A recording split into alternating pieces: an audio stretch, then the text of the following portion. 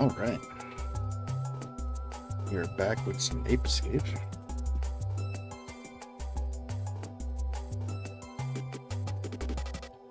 Vibing out hard here.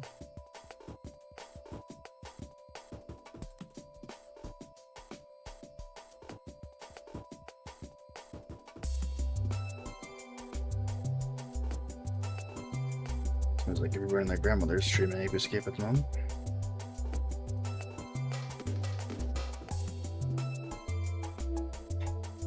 Such is life.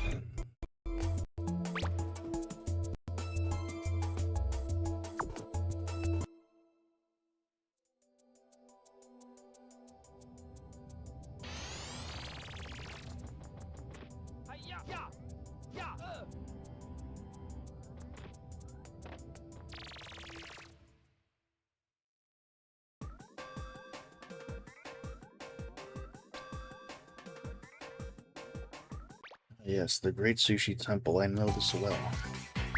Spike, we finally located Spectre. We don't know his exact whereabouts, but he's hiding somewhere within the period of the dawn of civilization. His army is growing stronger and larger, and he's finalizing his plans for taking over the New World. Transport there now and find him. Time is running out. Hurry!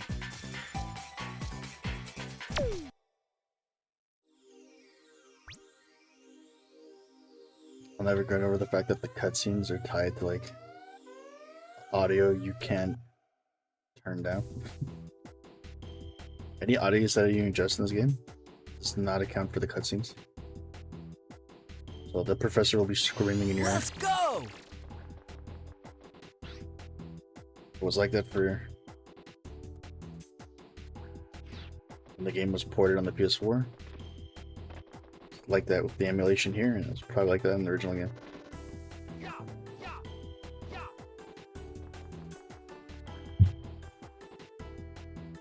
Look at this Mensa meeting of minds. The Mensa monkeys discussing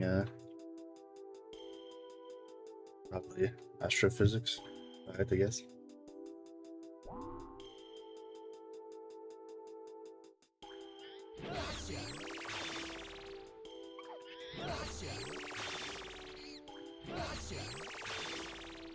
You would think in that entire time span, one of the monkeys would have got away.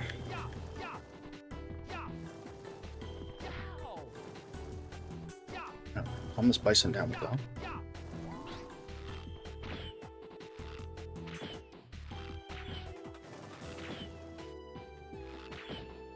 Settle down there, Bertha. Thank you, Sisling. Holy shit. The regular slingshot does no damage.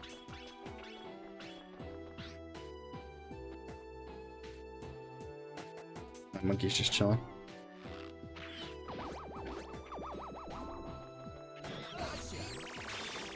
Gotcha.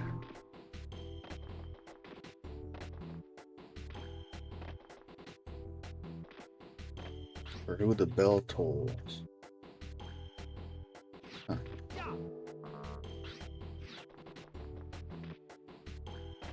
I'd like to see a monkey run up there and hide. I wonder if you can actually see like the monkey character model on there. Could have been a neat little bit of peeking under the curtain of the programming again.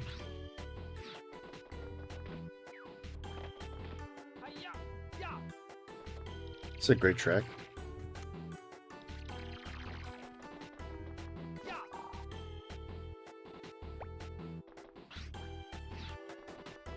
I don't know how to describe it. It's more subdued. Not as frantic or chaotic as some of the other Parada tracks. So it really takes the Japanese aesthetic. Or I guess Chinese, I don't know. Sushi Temple, but we had like an earlier level. One soon to be. Wabi Sabi Wall. It's, I'm assuming supposed to be a play on the Great Wall of China, so. It sounds more like a Japanese aesthetic, so.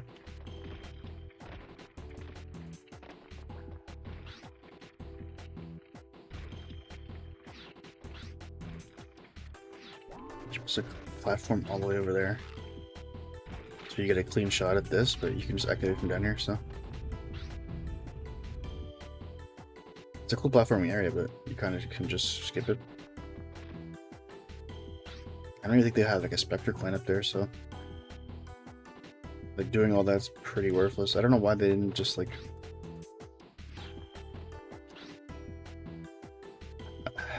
See, I don't know what they could have done.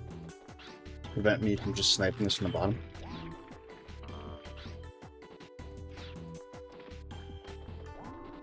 Because it's an otherwise like interesting platforming section. You can otherwise just. Actually, I can't remember last time I'd done this platforming section.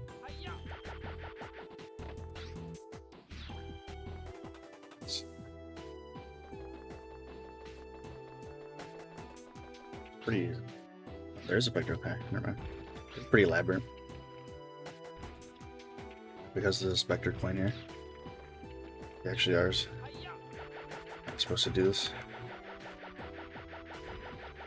Not like that. That's not the new path. Clearly.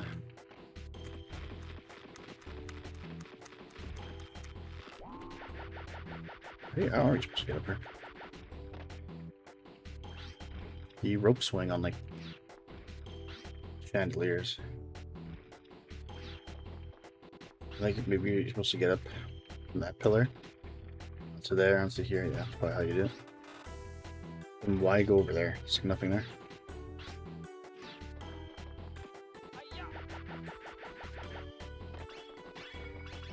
Either way, it's like a clear. But you can very easily miss it.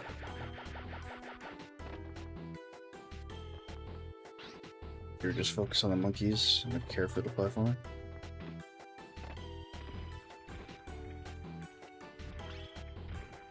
Do these fireballs have a chance to reach you from down there? That would have been a cool element of difficulty.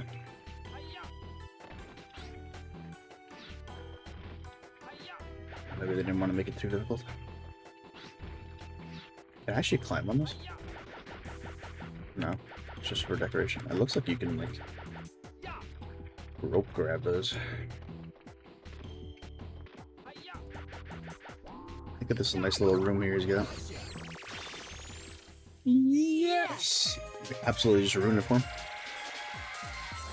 Oh, look at the rope and the buckets. That's so sick. Those I bet you could probably climb. Actually, I'm not sure. Maybe it's one of those like you touch it and the loading zone happens. Maybe you do climb up the. You did great. It's...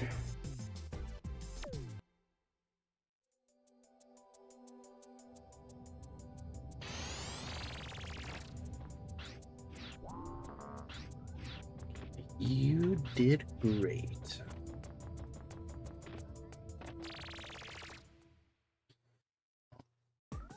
Anyways, it's gonna be a short shoot for me. It's probably be an hour. For the vibe or something late night. Put in like a near 11+ hour stream earlier today. I am just drained. Wednesday was supposed to be my day off, and it ended up being like my longest day. I'm going for it. Not only did I get absolutely zero editing done, I now added a 12-hour VOD to my plate. The life of a YouTuber is so exciting.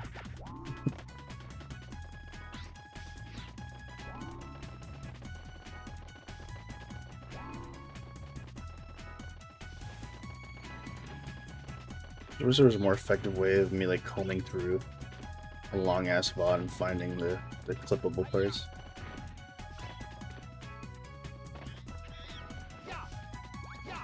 I really should like timestamp some of this shit. When, like, it kind of takes away from the live moment. You put a pause on the stream and just be like, wait, let me timestamp this moment. This is gonna be sick. I usually only stream for like an hour or two. At most, like if I get like one clip or two clips, at the most 3 clips, I generally have an idea where they are. Or the VOD is so short that I'm like, yeah, whatever, I'll just watch like an hour VOD myself. Make sure the audio levels are good. keep them entertaining. And eventually I'll find like a couple of parts, but when you introduce a 12-hour VOD, my god. I have to watch that thing on like 12 times speed. But there's definitely like, oh man. On the conservative side, like 4 clips easily, 4 YouTube shorts on the go.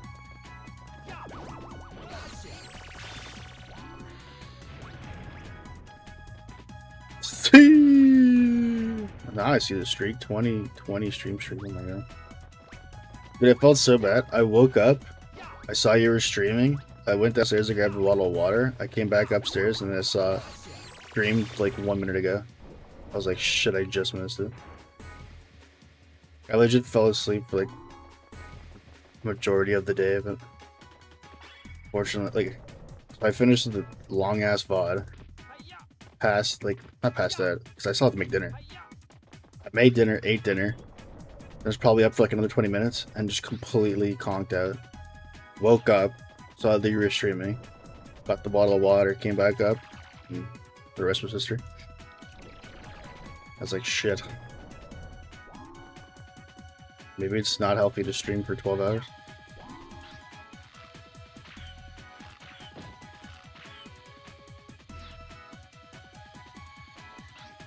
Store, open sesame. Oh my god. What?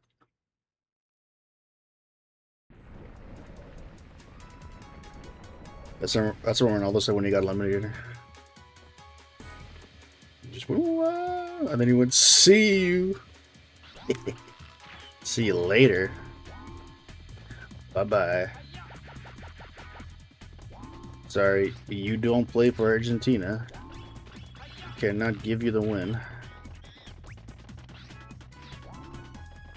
If only Ronaldo was Argentinian. Oh my goodness.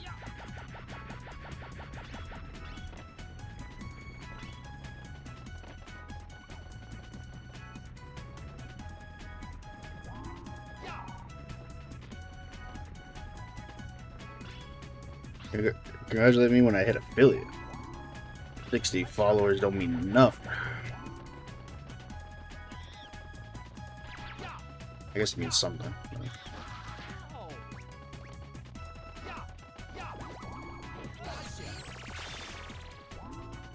Really just a number at this point.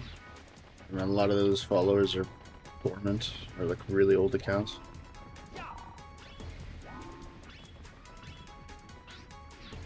Like I'd rather have like 20 Twitch followers and like 10 are like really active than have like 60 when there's only like 3. But who's investigating and who's gonna give a shit? You know what I mean? Like, even if they were like, yeah, we found out that there was some rigging. I mean, are they gonna refund everybody's bets? Not likely. Is FIFA gonna come under like any kind of scrutiny? Not really.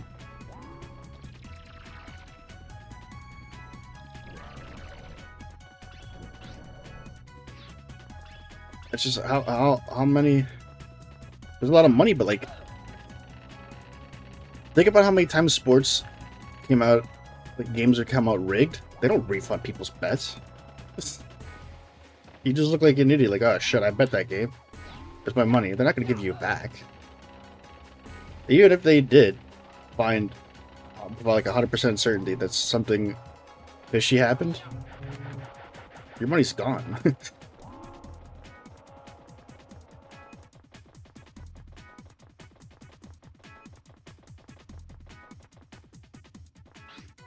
That's a really cool thing here. You combine the target with also climbable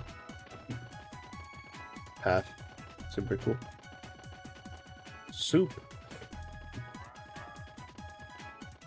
People already have their suspicions that that shit is rigged, especially from the FIFA side.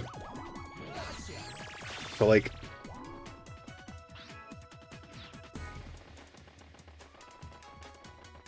I think if you like, the credibility hasn't already been lost before, don't think. I don't know. Does the average fan not really know?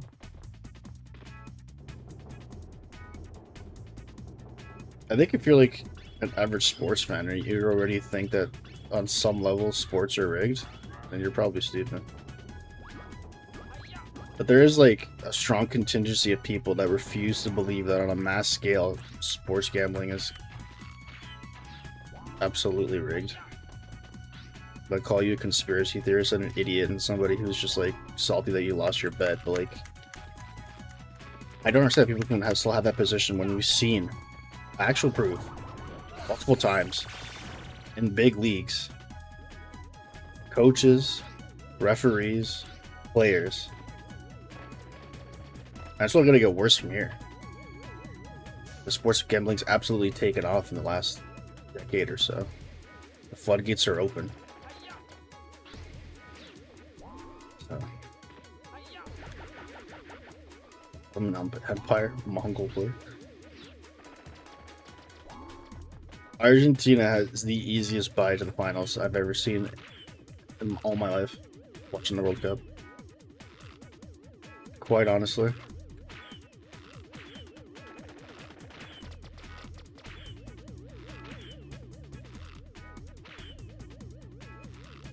I don't even know how, like... So it's based on just, like, the happenstance of who comes out of what group stage. It has nothing to do with, like, points. Well, differential, like... Or they don't even randomize the draw. Even if they did, it wouldn't, like, matter, because they could just, like, rig the draw, but, like...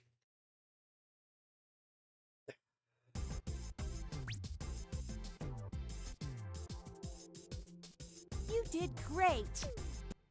It's such a, like... Low key is such a stupid tournament. The playoffs, they eliminate the worst, and so typically you're playing the best of the best, okay? For the World Cup, obviously, they can't do that, since like every team has to be represented.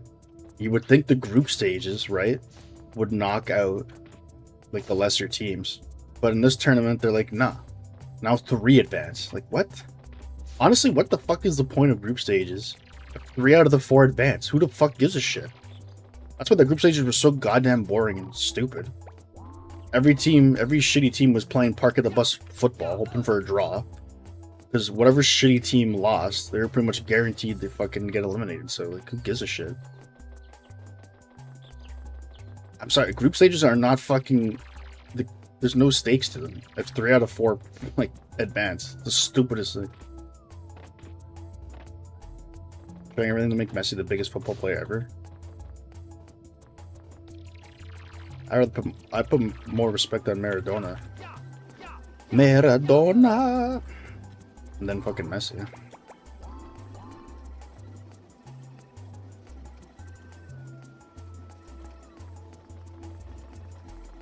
These little, like, side rooms are so well textured.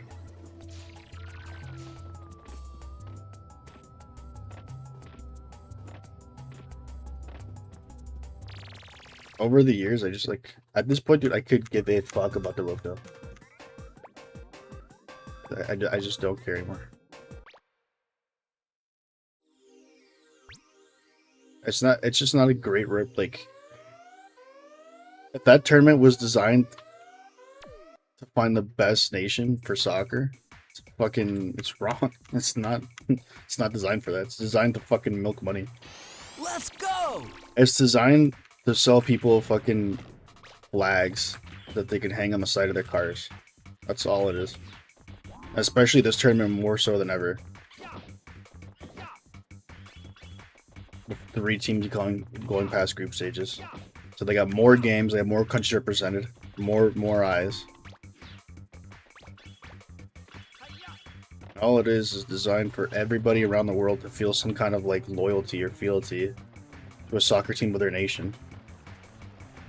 Meanwhile, like fucking 95% of the people have no idea. They couldn't name you the starting fucking 11 if you spotted them 7 of the players' names. Especially in North America. Nobody gives 2 fucks. But then the World Cup comes, all of a sudden everybody buys the flags. Everybody's an expert on their nation's team.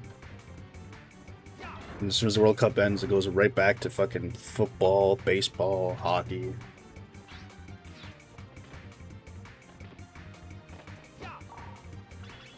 When you fucking see the cars out with their flags hanging out the windows, it's that fucking time of year again.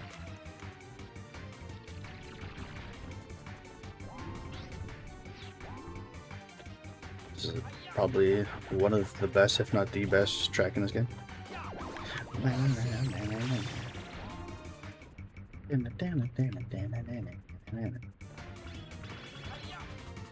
Fucking love. In 1999, we got dual stick controls and a dynamic soundtrack just by crouching and sneaking. Fucking 1999, we're getting this innovation.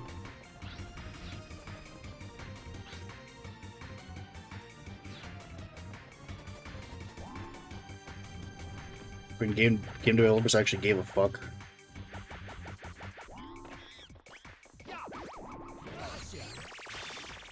Because there were stakes to this. These guys are responsible for putting the DualShock analog controller on the fucking map. And if it failed, that would just fuck over the future of gaming. If they came out with a shitty product that made the DualShock look like ass, because they knew that this game was more so than just another platformer.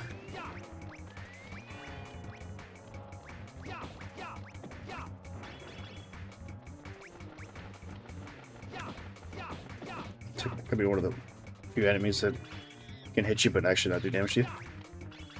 It's actually pretty cool. How many times does a fucking bat do damage to you in a game? Fucking bat. Gotcha. I don't know, like, how many monkeys I should catch, since all we have to do is to progress here is fight the boss battle. How many monkeys I want to leave for late game.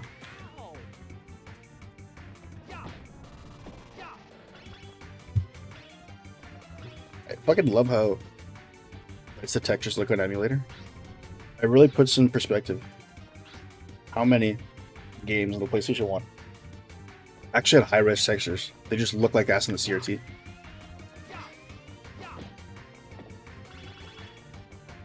Like, obviously some of the textures are still shitty, but it's not the game looking shitty, it's the CRT making the textures look shitty, if that makes any sense. Aggressive line scan bullshit. Yeah, I'm about to, like, absolutely break this game right now. Shit, I don't know if we have the height to do this.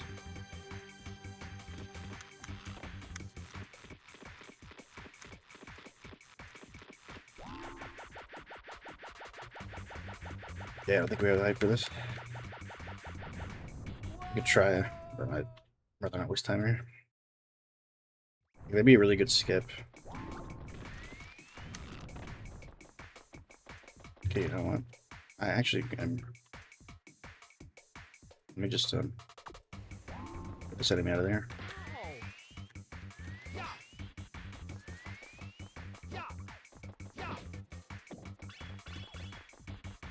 Yeah, do you want to try this?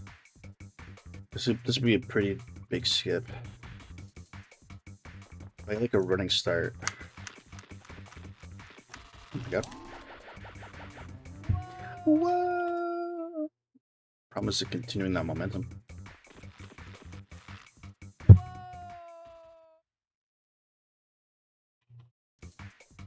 Hey, could I do it while like standing still after one? Like if I just not because I lose it. Okay, I just have to time this properly.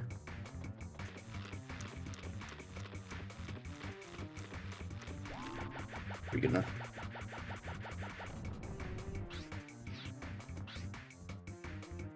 I don't remember what's up there.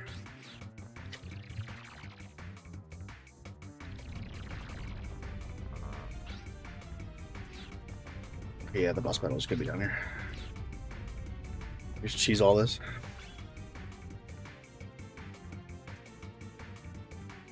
Is it a coincidence that like two of my favorite PlayStation 1 games have like a boundary breaking glitch that just lets you like play the game in like a slightly new light? So like the replayability of this game is even more so than if you were to play normally. Now it's like you can do all this cool shit.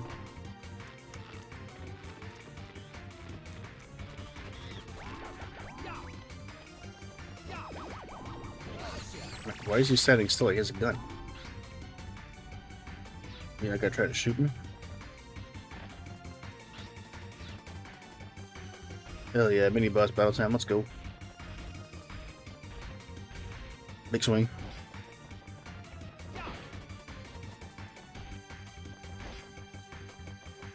Everyone knows that Armor's weak spot is the back.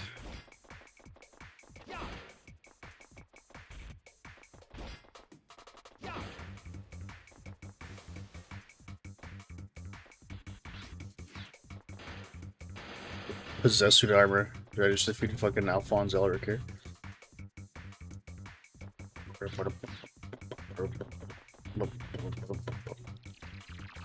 Yeah, but no one cares about Pele.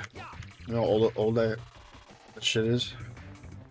They're trying to make like a modern superstar, a modern face for soccer. For football? How many Pele jerseys can they sell if he's not playing?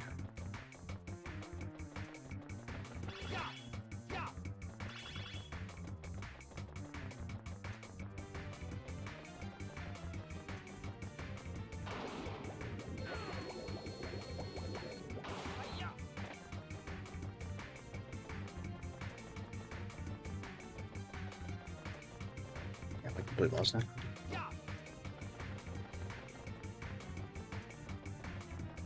You open up this shortcut.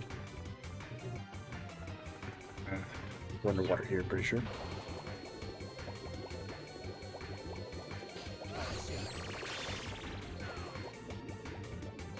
Yeah, but like, honestly, it's like I can't measure World Cup success like it's the end all be all to get you as the greatest player in the world. Because I honestly do not believe the World Cup tournament is a tournament that proves who the best nation is. They could highlight individuals.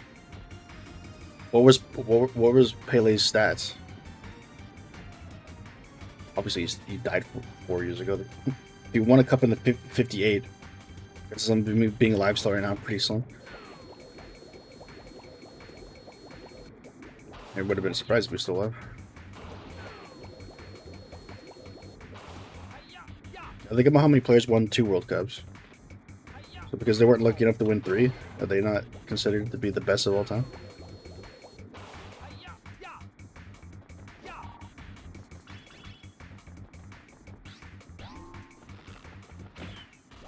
I just don't think World Cup success carries as much weight as a category for how good, like, the greatest of all time is. I would put, like, more so player accomplishments depending on, like, what league they played in, at what era of that league they played in. Like, if you played in, yeah, I wouldn't even know, like, what was the highest league of football in certain eras. But let's just say, like, if you played in, jeez, I'd have to say, like, what, Premier League, right? Premier League has to be, like, one of the best leagues. Because a lot of the leagues out there, it's literally just, like, 3 teams and the rest of the shitters. Like, are you naming many teams in the Bundesliga after Bayern Munich? Not really. Are you naming many teams outside of what is the French league? League 1? Liga 1? But then Paris Saint-Germain, like Marseille? Not really. Even like Serie A now, like, what are the big clubs in Serie A anymore? Is it still Juventus? I know Napoli's up there, but like, the Premier League, there's at least like at least 4 were like really, really good teams, and then like maybe like 3 or 4 decent to good teams. Like level competition in Premier League is probably the highest, if I had to guess. So like if you played in like one of the toughest leagues, and you were like put up insane stats, I'd weigh that category for GOAT status a lot higher, and a lot heavier than I would for World Cup success.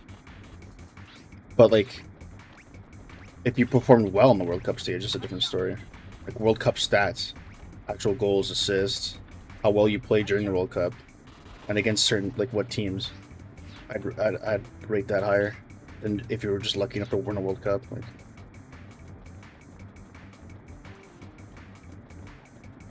yeah, I hear the Latam League kind of sucks ass. I don't even think Juventus is good anymore. Back in my day, the Italian league was like, let me think. It was Inter Milan, AC Milan. I don't know if Napoli was even that good back then. It was AC Milan, Inter Milan, and Juventus.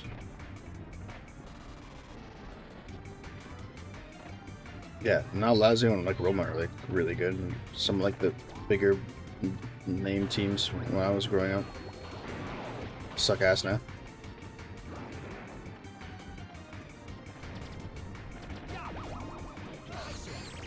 I remember how much of a wagon Manchester United used to be. Now they absolutely suck ass.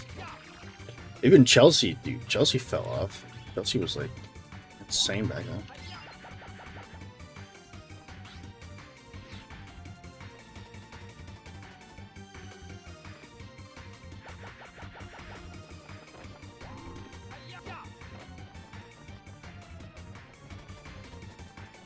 That's like a degree, like measurement of success. Your league is shit enough that one team dominates it for how many decades? Like, there's like no competition in your league. How many times has Paris Saint-Germain won?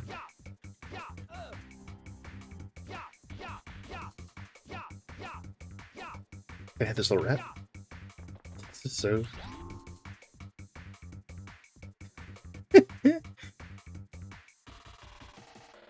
Is that 90s video game magic for you? Just adding this little rat. No real purpose other than just to get me to laugh here.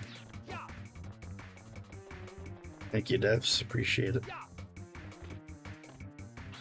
90s devs or something else. Can I get this idiot to step on the switch? Accidentally just step on it.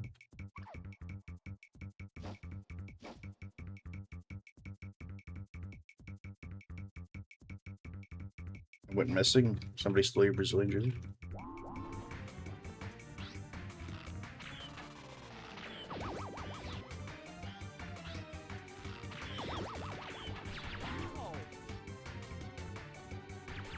I don't think this monkey ever steps on the switch.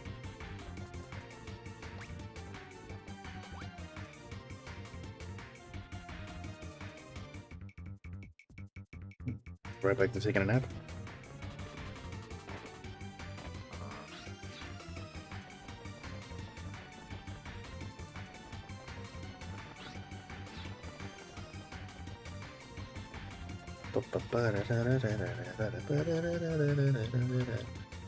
Look at this. Or prison bars here. It's a cool way to give you like a sneak peek of what you're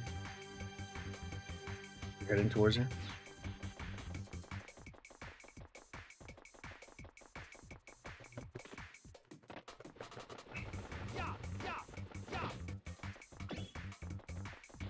Should just start a FIFA 8 stream right now. Do a GM mode. I'm a football manager in 08.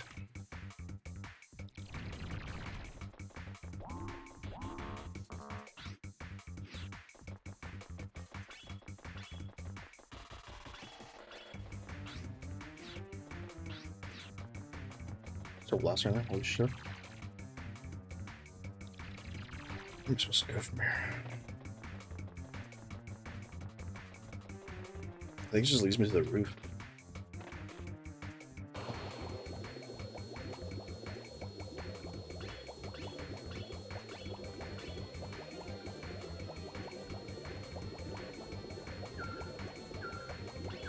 Aside from like what Monkey Madness, I think this is like the largest level.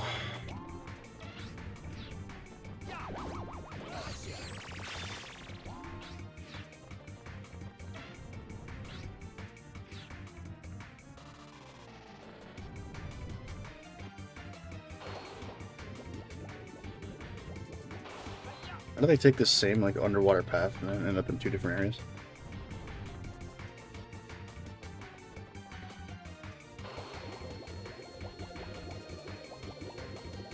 Ah, I see.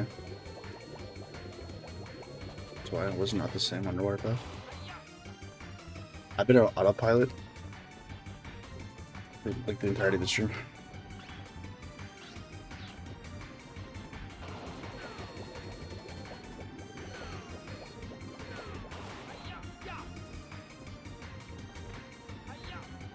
Being able to jump out of water completely makes that platforming challenge like non-existent.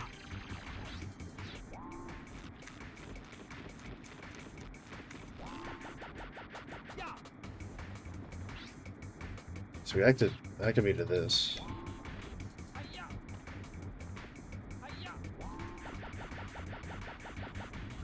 Get out of here from here. This is supposed to open up the path up top of the castle.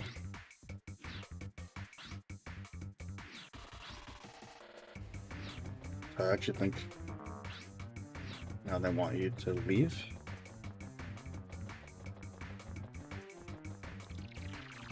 Question mark? I'm not through here though.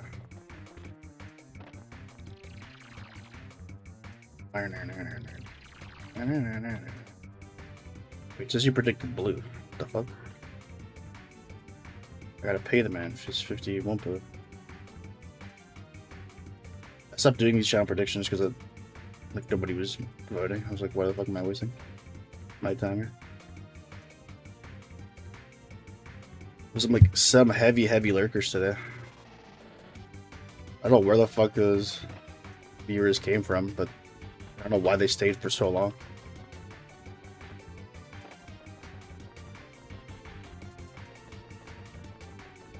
Everybody, you won. Congratulations. I got paid out like fucking 12 hours later.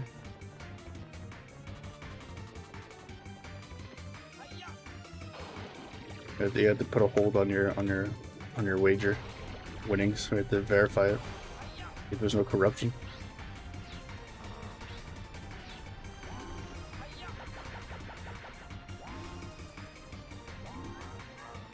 Who gave this monkey a machine gun? Like Borat. There is a saying in my country: to give a woman the vote is like give a monkey a machine gun. Oh. Shit. As long as he doesn't get in his UFO, we're good. Like that UFO just stays there permanently, huh? I actually don't know how this thing works. If it always like respawns. Or if like you shoot down his UFO, leave and come back, is it still there? Is it gone permanently?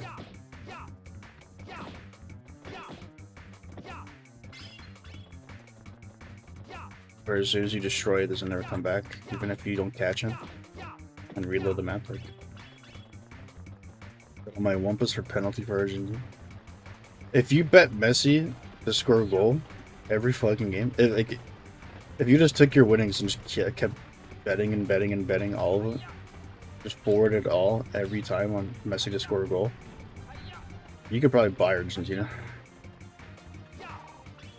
I got to the point where the last game he paid like, dude, like minus 125.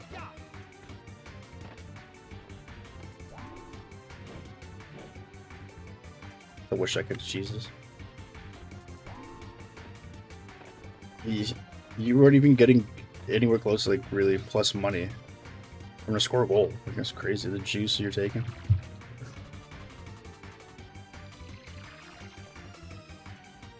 Look at these nerds.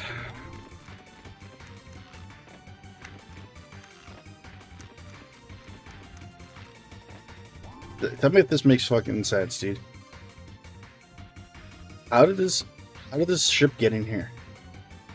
Look at the hole in the ceiling and look at the size of the fucking spaceship.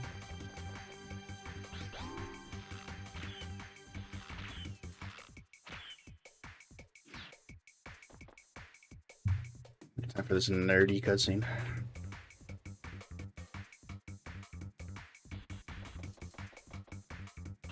I don't know, so you can get so close to them.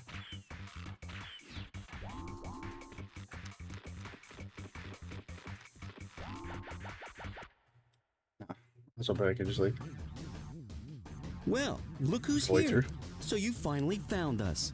Spectre. Jake. the greatest voice And actor in the how game is ever. everything coming along? Everything is under control and coming along very nicely according to plan. Very good. Then let's get going. Right. These are all Hold guys in their on, 30s you're trying to not going voice for anywhere. Oh, yes, kids, we are. and I don't have time a to young bother with monkey. you right now. Oh, but we will. What? We will. what? What? I said that man's name was Triple Another H. time, another place. You'll have your chance. Oh, Stone Cold. Gonna drop you on that monkey neck stack of dimes you call a neck.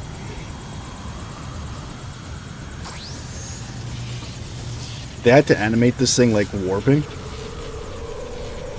because they knew this thing couldn't fit through the ceiling.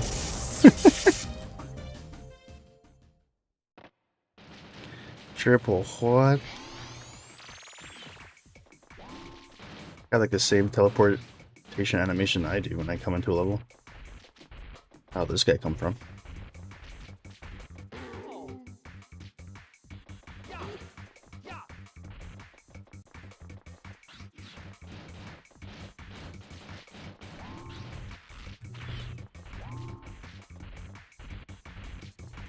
I think you're supposed to use a hula hoop for this.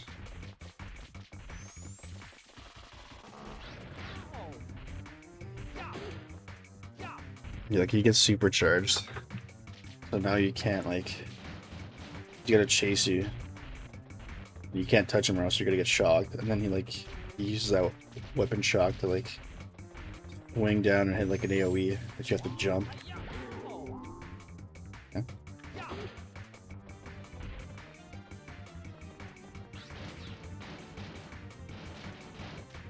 Camera angle is awful for this fight.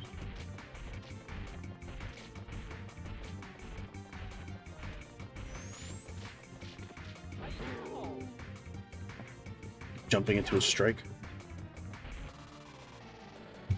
Yeah, I have to save this because or they don't feel like redoing it.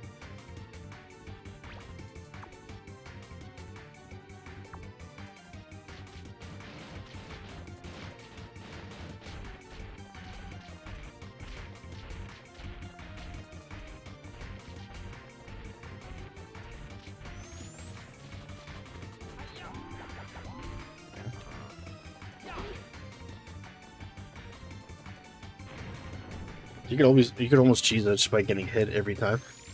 Except for the last hit. Yes. They programmed him so he would win in that war of attrition. You can't beat him unless you dodge one of his hits at least once, I think. You did great. Oh no, Natalie's gone. What happened to Natalie?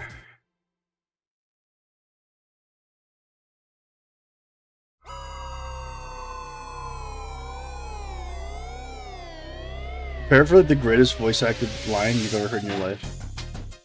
Hey, wait a minute. What's going on here? Wait for it. Hey! It's coming. Hot beer. New hot beer. That sound refreshing. Whoa! And it's coming any second now. It's a UFO! Get inside! There it is.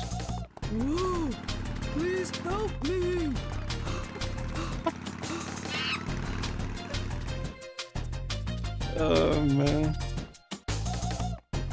It quite literally sounds like a middle-aged woman attempting an old man voice. That's so funny. Spike, listen, I have a message from the professor. Oh my Let's god, hear it's it. Casey. Understood. Spike, I'm sure you've seen the strange things going on outside. While you were gone, Spectre and his gang of apes swept in and have taken over the town. The entire town is running scared. Everything's been turned upside down. It's a mess and we need your help. Here, take a look. Spectre's built his base right in the middle of town. The apes are everywhere. His army is getting stronger and more dangerous. You're the only one who can save us all. Because now they don't understand how a laser cutter Now go works. use them.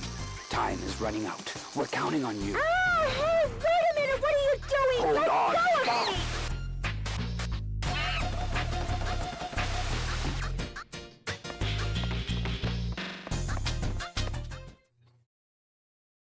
me! It's been an hour dissecting why that's one of the greatest cutscenes that ever exist. The thing that still kills me after all these years is they're advertising fire hot beer.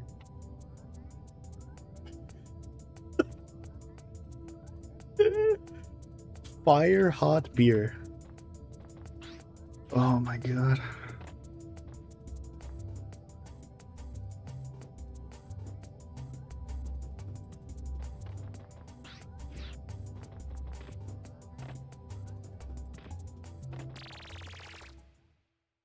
Beer.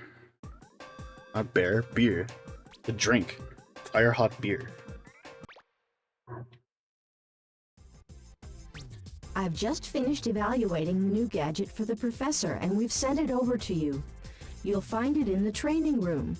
As the professor's already told you, if you don't complete the training, you can't advance to the next area. Says who? The Good fucking luck. professor's been kidnapped. Who gives a shit? What is actually forcing me to like complete this training, lore wise? I'm going for it. I remember like years ago watching a guy play through this game back when like Let's Plays are popular, and the guy like it was his first time playing this game.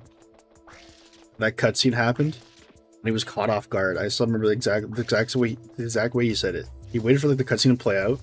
He saw the sign, and the monkey replaced the sign, and you just hear him go, "Did that say hot beer?" Like a couple seconds pass, the cutscene continues, and it just goes, "I think I said hot beer." It's like before you can even like try to say anything else about the hot beer, the old man cutscene happens. Please help me, and the guy is just like just loses it. Oh, it's so good.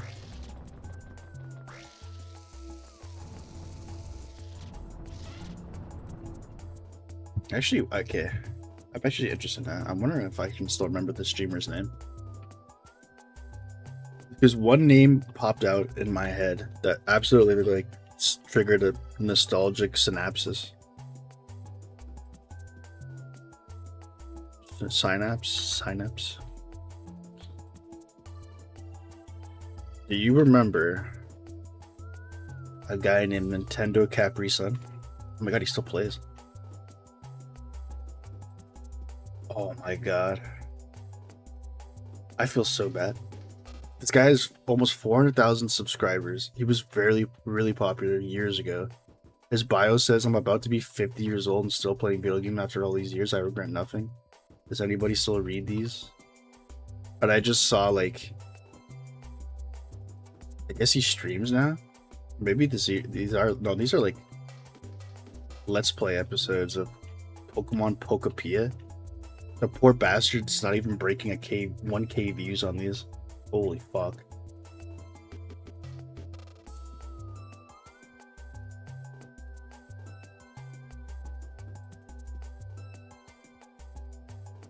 Man. That's crazy. 400K subs?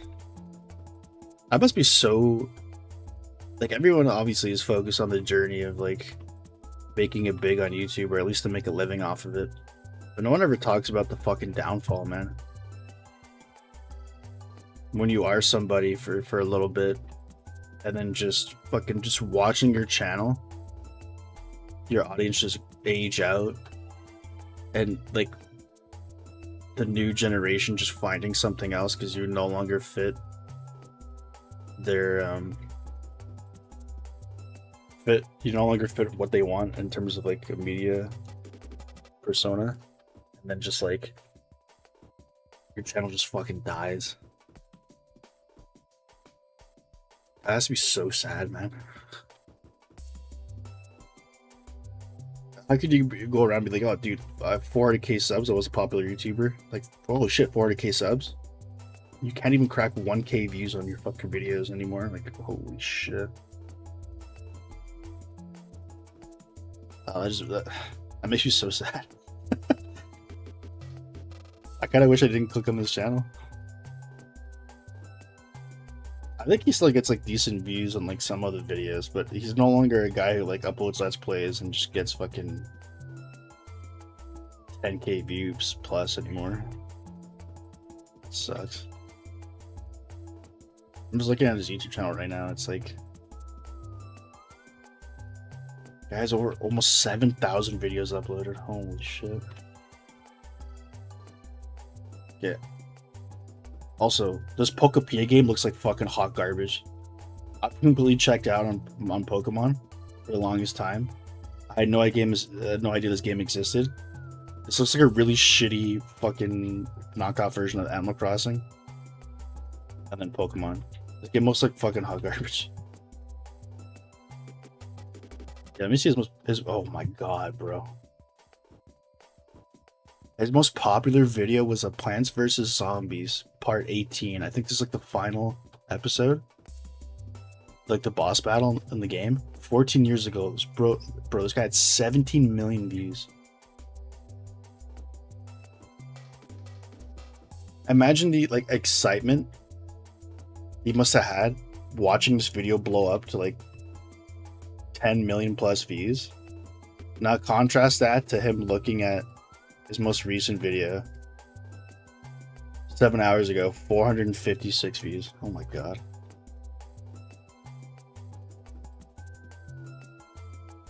If I let my channel slip that fucking hard, I honestly would have quit like years ago. Is it worse to have all these subs and have like no people, like no viewers now? Is this like a dead YouTube account? I don't know how the algorithm works or how YouTube works specifically. If it's like a negative to have all these subs and have nobody watching anymore. Do they not do like a culling? Do they not like remove like active subscribers or something? Because how the fuck can you have 400,000 subs? Like the impressions you would have on your subs alone, and still not even break 1,000 views. Like, how big is the disconnect between you and the subscriber base? Like, most of these have to be inactive or something, right? Like, I just can't fathom having almost 500,000 subs and just, holy shit. Truly, like, that's gonna be so depressing. I guarantee you, the high for him of reaching 15 million views, like, if I was in his shoes, the high of reaching 50 million views wouldn't match how, like, the intensity of how low I'd feel knowing I'm now getting like fucking not even 1,000 at this point. Oh my god. What a fucking decline.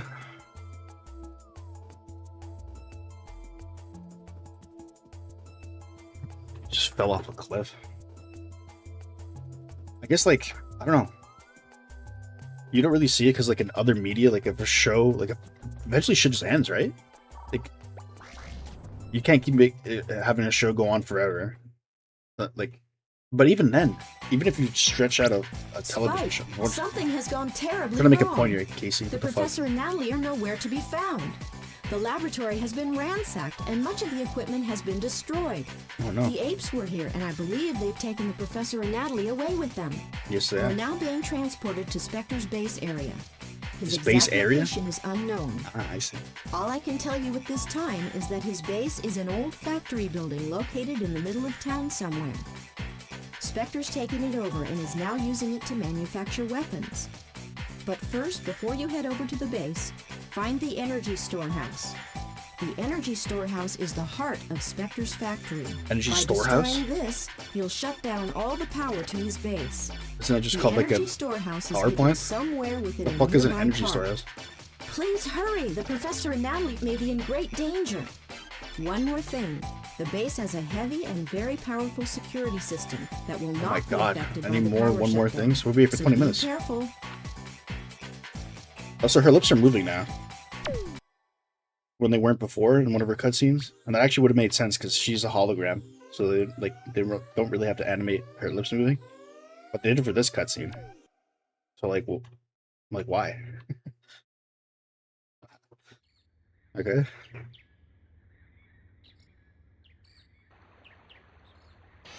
I'm going for it. So this is the first level in the game where it opens up with just an ambient like little soundtrack. There's no actual like, which kind of sucks, but at the same time, once you actually like get the music to kick in, it's pretty hype. I was the first time they do it too. I'm pretty sure they do it for like the very last level when the track is really bombing.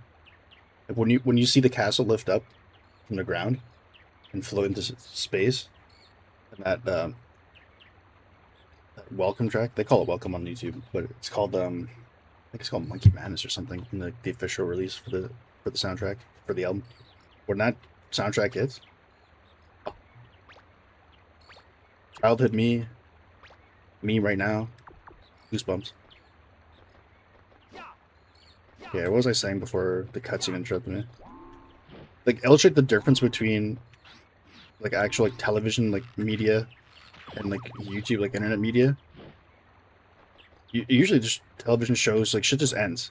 Even if you drag along like a show that has no reason to keep continuing to exist, you're still getting like millions upon millions of people watching, even if it's like a fraction of what you have. But like the downfall on YouTube is like unparalleled. There's no equivalent to like a television or movie type thing where at one point 15 million people could have watched your segment, whatever you produced, and then how many years later down the road you can't even get 1,000 people. It's just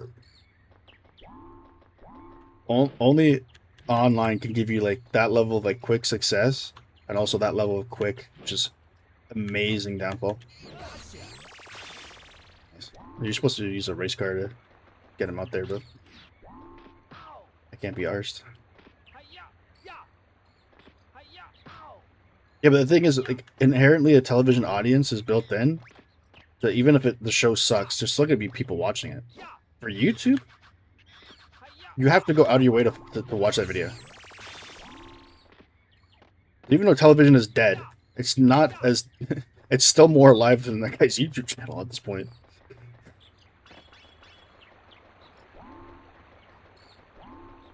And if TV were truly dead, everything would have shifted by it. Like, there still wouldn't be these shows out here. And I argue it's not dead, just like migrated. It's just adapted. Now it's just streaming services. It's no different from fucking television. It's the same shit, except one's on demand and one isn't. Like, you're still producing television shows, still having like television like quality, but like the actual like cable dying is more accurate to say. If I won $10 million right now, what would I do? Just stop streaming. The question's always so loaded. It's like I have no idea what I would do right off the bat. Like, how immediate. What would I do in like 5 years with the money? What would I do in 10 years? What would I do immediately after receiving the money? First of all, I tell like nobody. They say if you win the lottery, you get like what do they say? You get somebody who's good in finances to help you invest that money. Don't do anything stupid with it. You don't even tell like your immediate family members. Because as soon as anybody knows that you won anything, people are going to be asking for your money. Even like local people you don't even know start calling your, they get access to like, your phone number and start calling you to invest in like business opportunities. There's like an actual like a Reddit thread. People have like eloquently put together like a little guide what to do if you won that kind of money. But you assume that $10 million is gonna make Billie Eilish marry you. I'm pretty sure she doesn't give a shit about $10 million. I'm sure she's made more than that in like a year.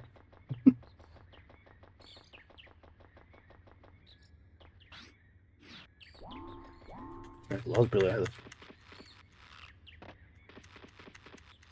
You know the sad thing about Billie Eilish is most of the people who like are obsessed with her are getting baited by like AI images of her.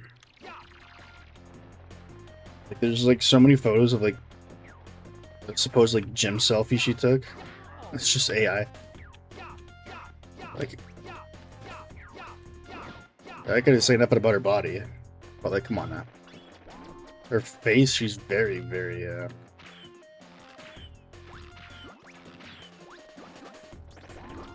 now you can't back out. Now you can't get backpedal now. You said it.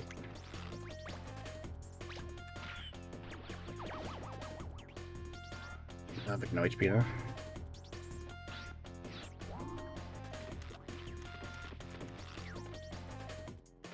She got a Brazilian girl. Would be way better. For $10 million, you can get a Brazilian girl who's way hotter than Billie Eilish.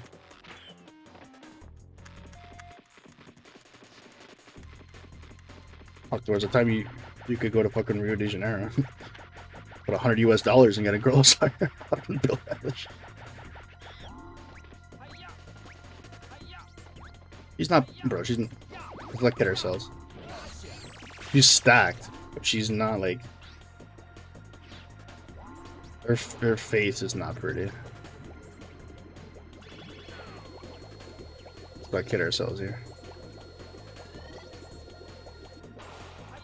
You get robbed. Oh yeah, don't bring. That's why I said $100 US, not don't bring 100 million. I have to bring this up on.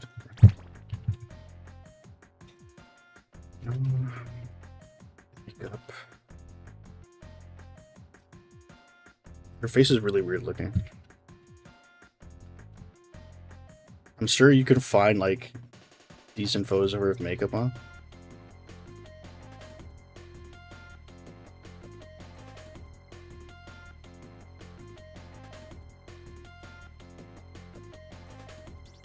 For somebody who would be around Brazilian women's beauty, to sit there and tell me that this girl is even on par.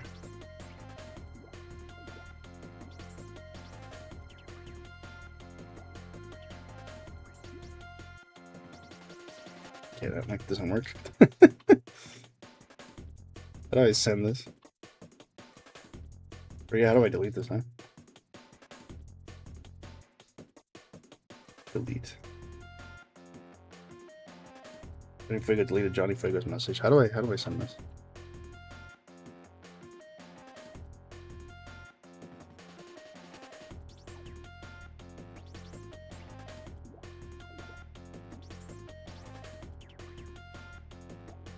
Just look up no makeup Billie Eilish. Find the picture of her like with this blue like dumb towel thing on. Her face proportions. She looks like a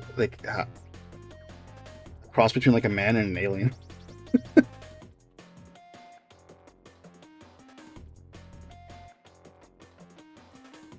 I'm here to play. I'm here to fucking. What am I doing? I'm here to play Ape Escape at fucking midnight, not trash a girl's looks.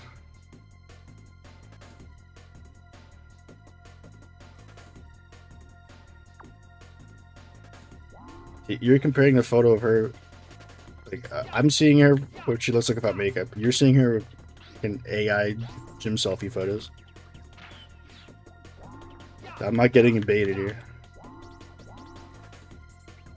I don't want to use the RC car. Might be a way for me to cheese if I do this. Did I put a height limit here?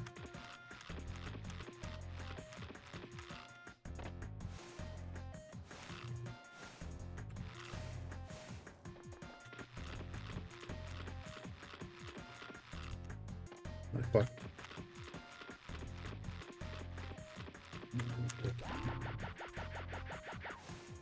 Actually, it might be a way for me to do this, but it's gonna be tough. I don't know what that means. Smash brother.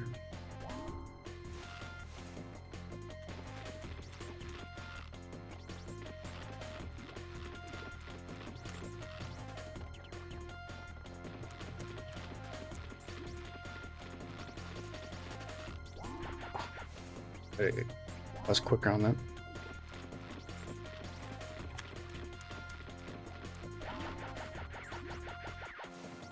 Oh, the height for this, man.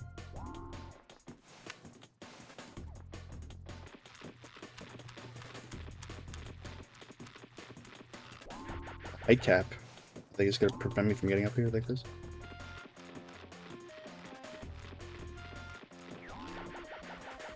At one point, they actually just stopped your forward momentum.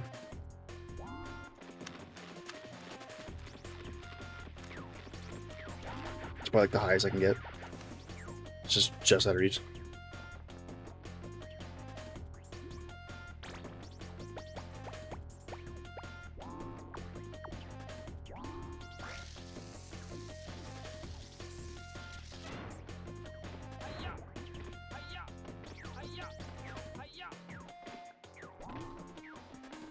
I think we're truly in the gooner age for Hollywood starlets.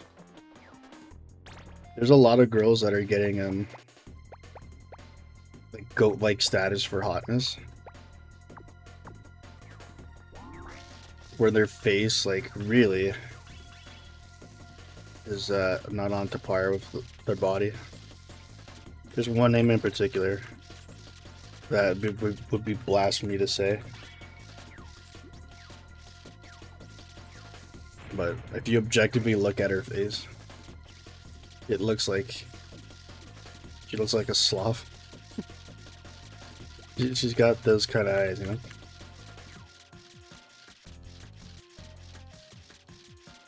I ain't naming names, but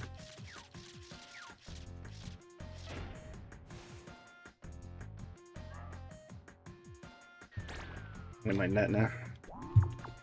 Oh, he's firing! He's firing! Oh god. Anyway,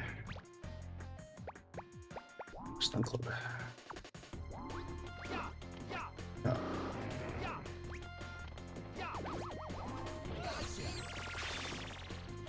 Thank God for the stun club.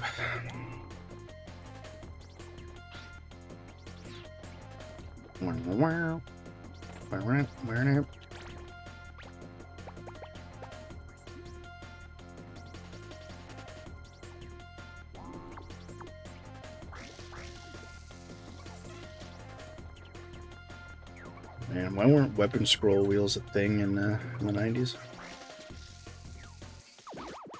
Was Ratchet and Clank like the first game or one of the first games to introduce them?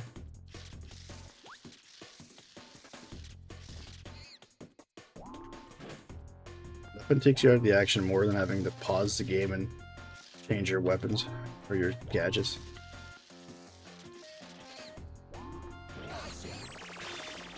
Especially if it's just for like one dumb part. That's why I'm not a fan of the RC car. It's just like, I think the other gadgets were implemented way better. That's like RC car in general is a really lame gadget, but like it just kind of interrupts the flow of the game.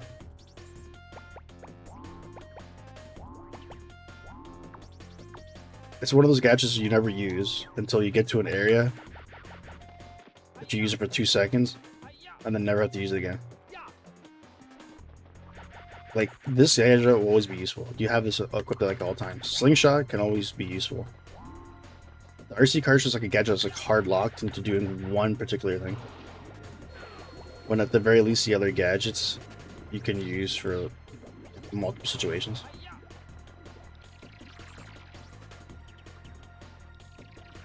Maybe they should have like a dedicated button to switch to the net. Because the net you always want equipped, but you only ever use it to catch monkeys, so its actual usage rate is pretty low. And then like the stun club is also kind of actually no, the stun club's probably like the most used gadget of them all.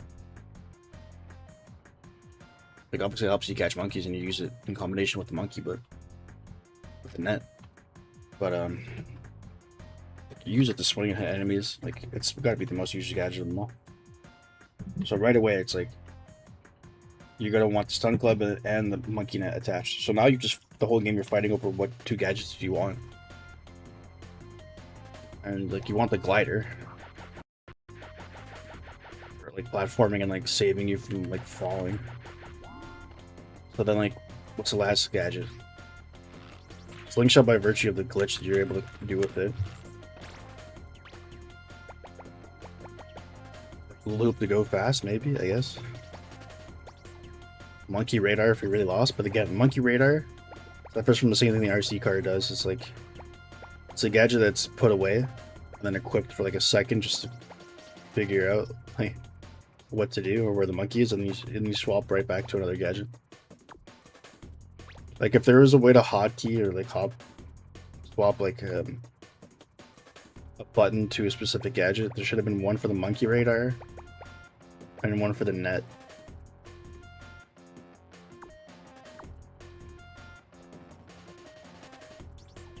Or what if they combine the stun club with the net?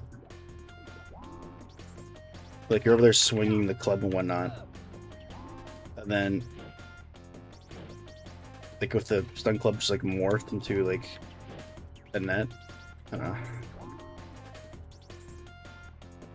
It's hard to like have so many games, mainline games, where the club and the net are separated, like their own entity, and try to introduce a game where all of a sudden you combine them. Step on the switch, you little bugger. He's gonna pretend like he doesn't see me.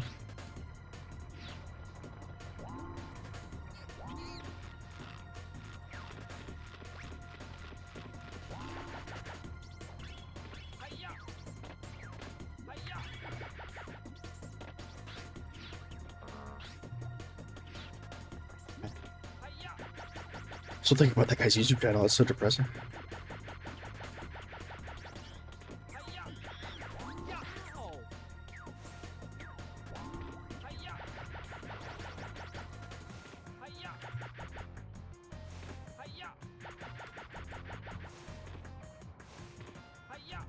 Question mark?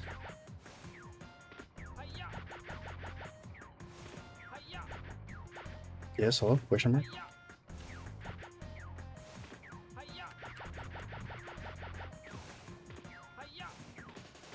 Yeah.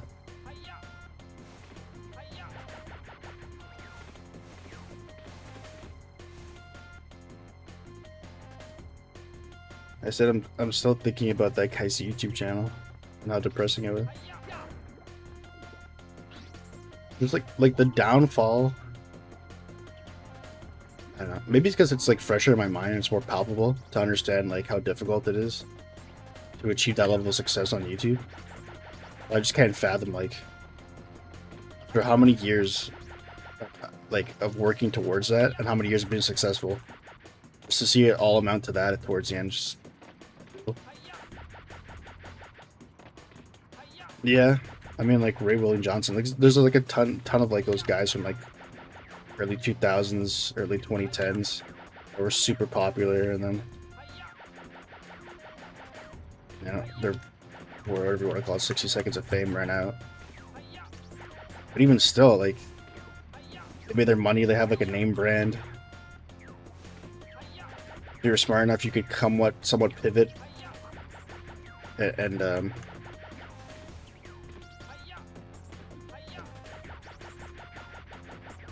convert some of those followers into something else. But like I think like Ray William Johnson like sold his channel, like gave it the rights to like he made some money off of it. None of like the Epic Mealtime guys, anybody who's reached that kind of level of like success, 17 million view video. None of them are trying to still put out videos to make 1K views. This guy in particular is just a really sad case.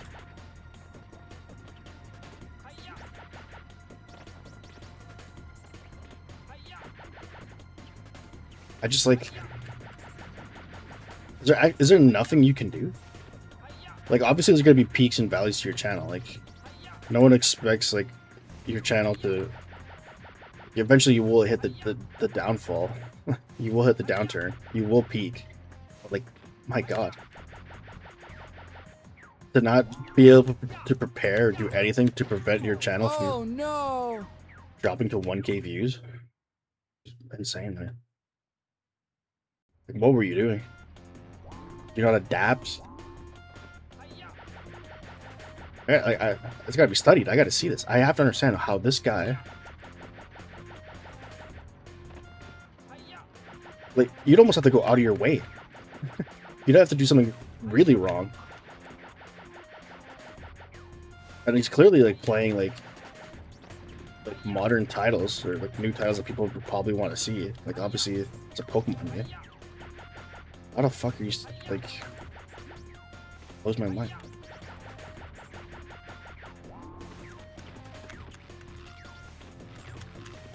Fucking getting up here is such a fucking pain in the ass, oh my god.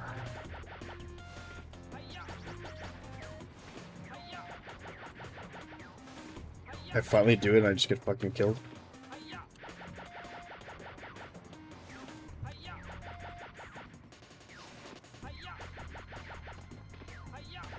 God. Fucking piece of shit. A frame drop you out of the goddamn game. God.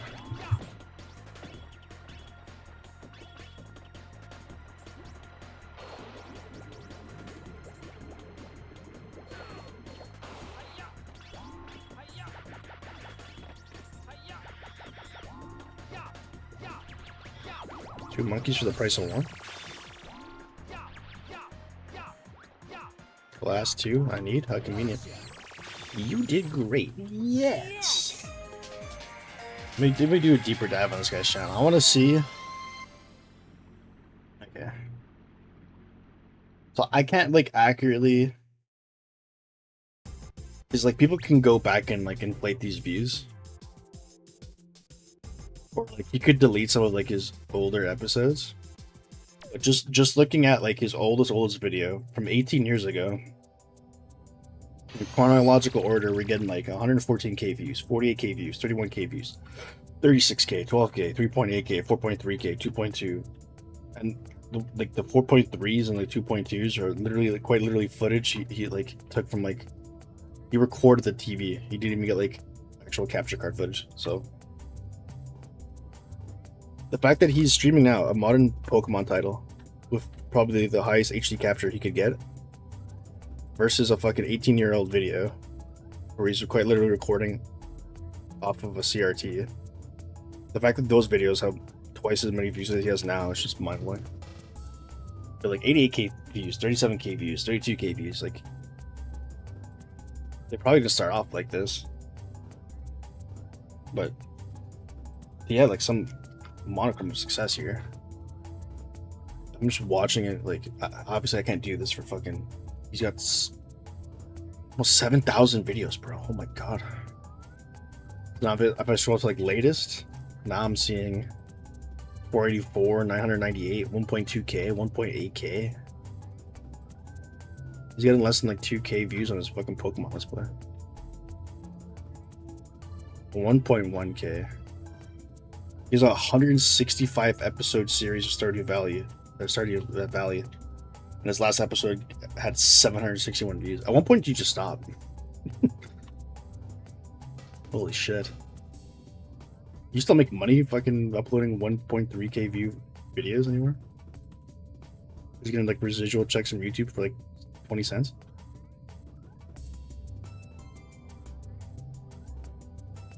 Two months ago, 800 views. 1.75. Oh my god.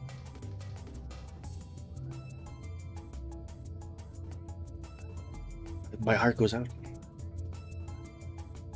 Some of like my favorite like Let's Players are people I used to watch play games. Completely just falling off the fucking map. But to this extent, can't say for certain. Okay, I kind of want to like. I think there's a website that kind of tracks like.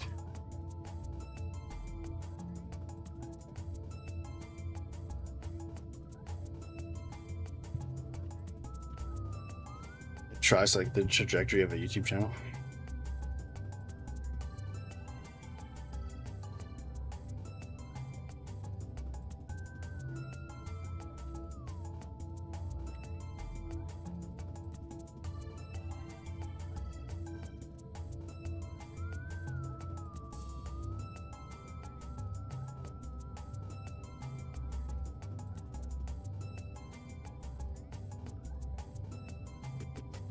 Social Blade, this is the site that people use.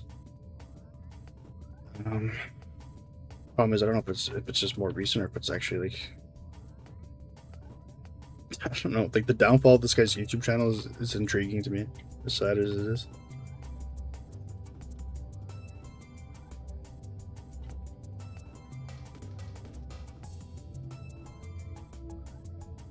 Holy shit! Okay.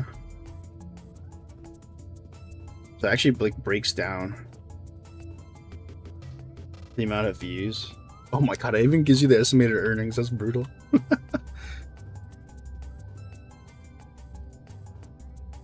It's 6,000 views on Friday.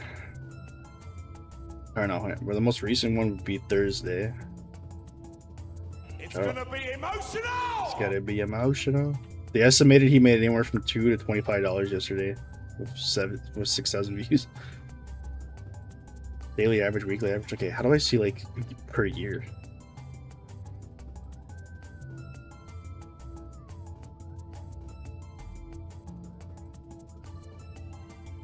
Is there a way to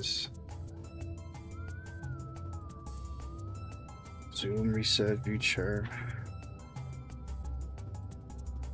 This is a monthly chart. Oh wait, here we go. No, they don't have yearly. They have daily and weekly, unfortunately.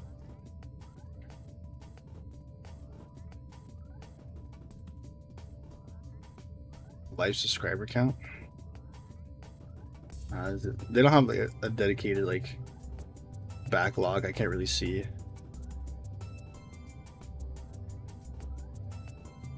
They can tell you they estimate like no subscriber growth for him in the next like 6 years. What the fuck? They project his view count though. And you have to make an account to get like some of the more features on this website to kind of track the shit. But my god.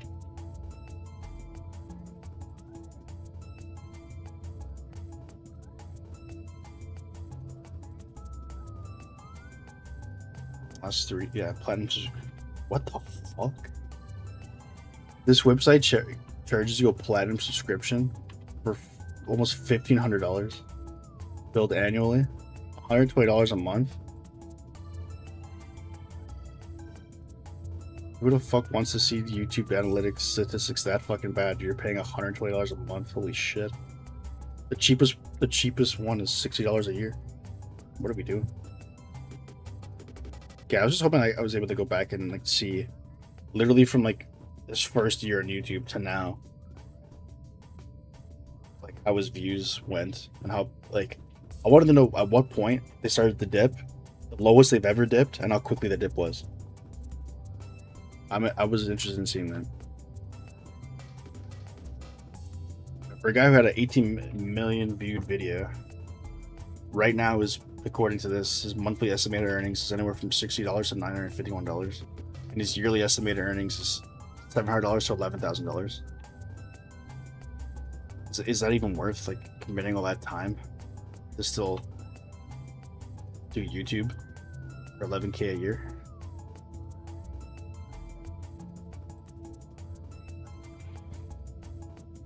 My god.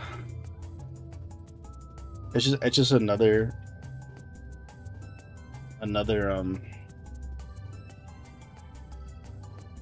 case of me feeling old.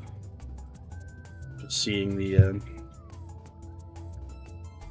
seeing people I used to watch, or like entertainment I used to watch, just fade the fuck away.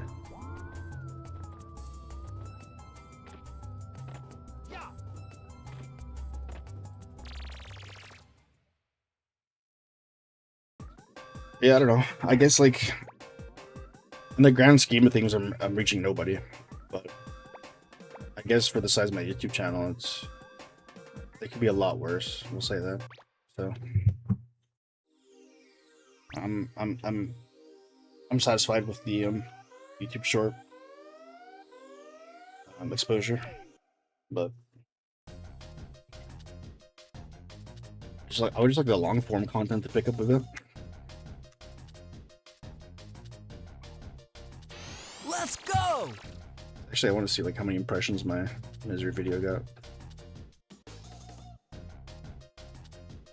'Cause, like, I can't really like.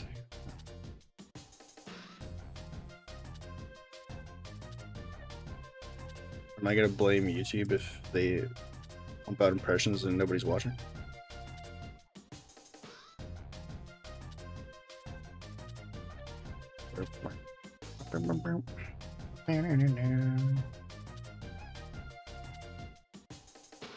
The last time I checked it, I didn't even think they gave me 200. Oh, I got another sub. There's one. 312. Let's go. Last time I checked that, I don't think I broke 200 impressions with this video. And now I do. I did. The click-through rate is still so garbage. I don't know, like, if that's the case, I feel like my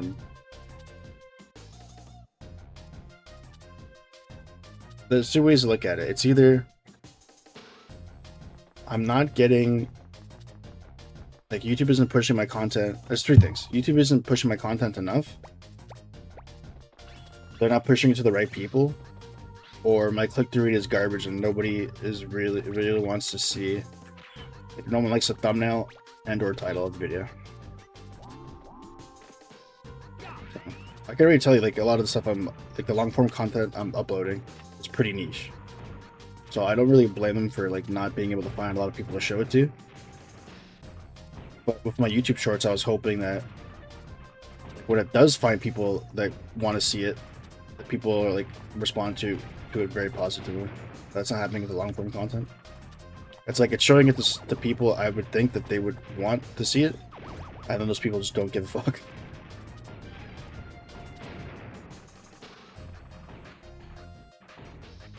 Hell yeah. 312, baby, let's go. I wish they put like a net on this tank. I could be able to shoot a net here. Okay, 3 likes on the YouTube stream. Where did that third like come from, I wonder?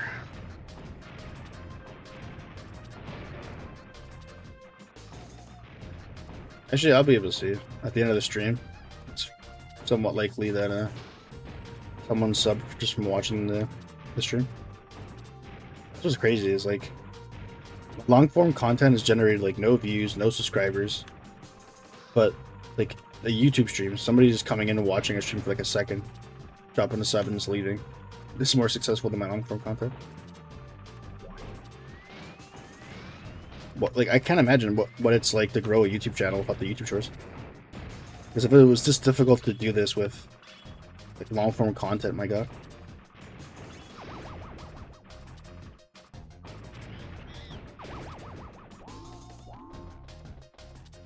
Oh no. We're so close to not having him in that machine.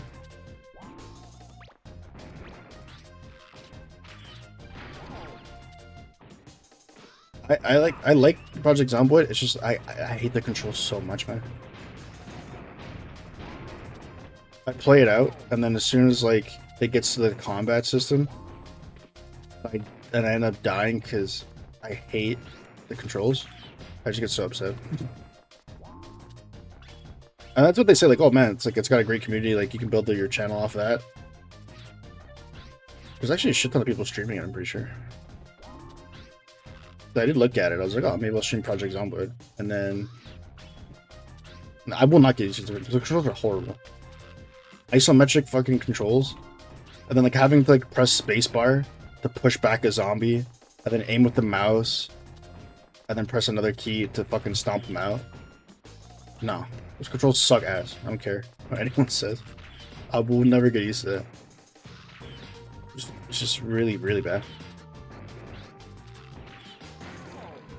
Yeah, but I have like decent amount of hours on it. I still don't. I'm not used to the controls. I still hate them. So.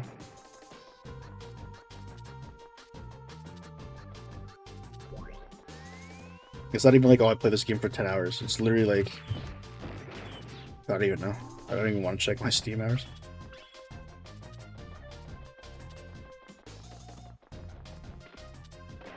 And I think like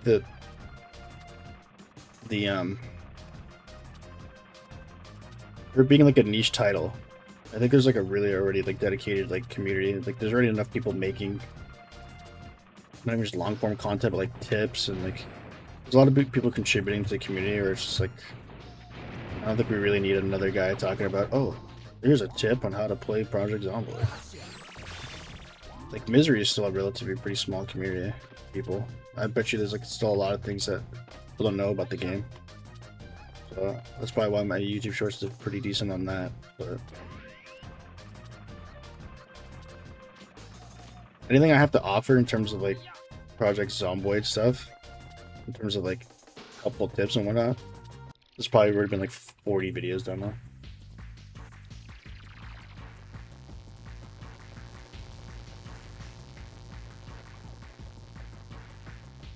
Yeah, but it's also like the problem is you like you have to kind of like build your fan base around one particular game in the beginning. The fact of the matter is I can't play one game for fucking more than like a. I'm getting burnt out on Prigla now, so I'm not gonna lie.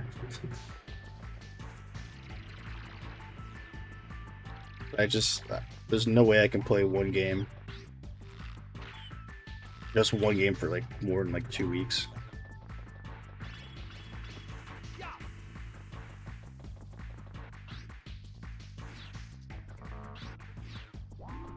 All my friends have jobs. It underestimate like how infrequent it is for me to get. Like I stream every day. I'll be like if I can get a guy to play for me for like once a week. It's just not happening. Where's the RC car?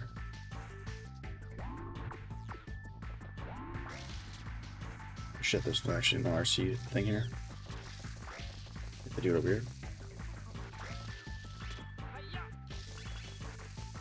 This is like the one area, or one of the areas that they try to sell you on the RC car being a useful gadget. And at least this is more engaging than just walking into a small area, driving the RC car for 2 seconds, triggering a switch, and then that's it. At least you're actually like piloting this thing out. You're almost like platforming with the RC car stuff. Even if you don't really like these stages, at the very least this was a good concept in terms of like actually utilizing the gadget. Yeah, I don't know. I'm not a huge fan of like PvP or like just joining random people's lobbies and stuff. I'm actually like super introverted when it comes to that. Like online, I'm like really mostly a lurker. I don't really like join chat rooms and shit.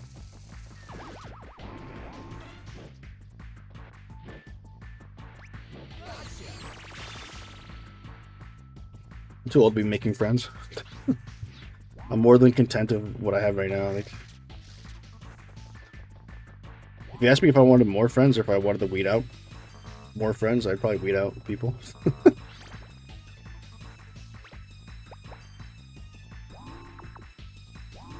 I'm just too old, too bitter to do a lot of things. I don't. It's not like high school anymore. I don't need to be friends with everybody. I don't need to go out of my way to hang out with everybody or talk to everybody.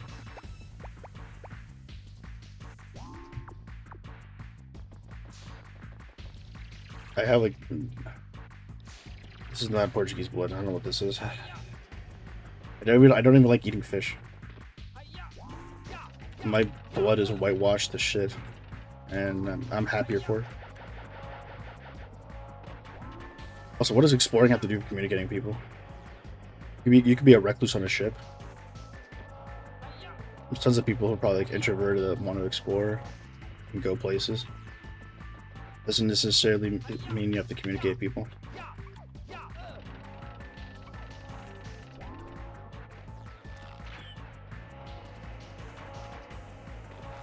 I thought they have 4 likes in this live stream, though.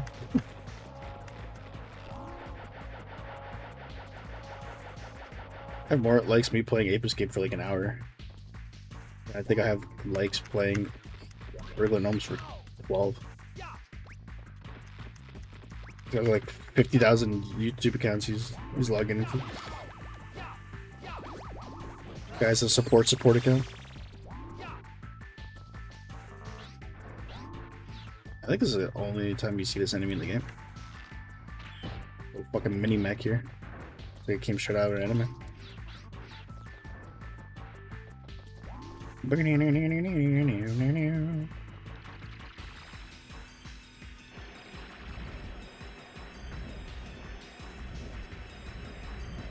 I'm submitting this bid. This is one of, if not the greatest video game soundtrack of all time. And I'm not saying that lightly. This video game soundtrack was so good. How many years later they released it on vinyl? You know, having this soundtrack, like this album, on vinyl was like a childhood dream of mine. I would be like daydreaming about how awesome it would be to get this album on vinyl, let alone CD. And it came out on both. And I own a copy of the soundtrack on vinyl, sealed and open. That's how much I believe this is the greatest soundtrack for a video game for me.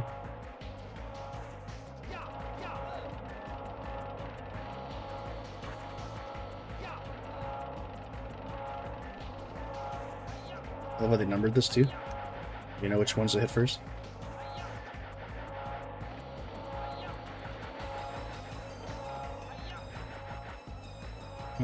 Trying your best to help, I do appreciate it. You guys are more devoted to my channel than I am. Can I just come from here?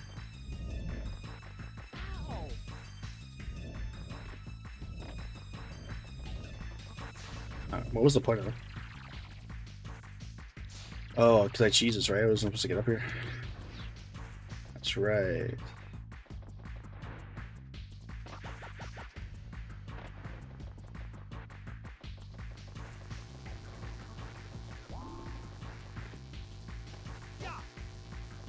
Cool that looks. Haha.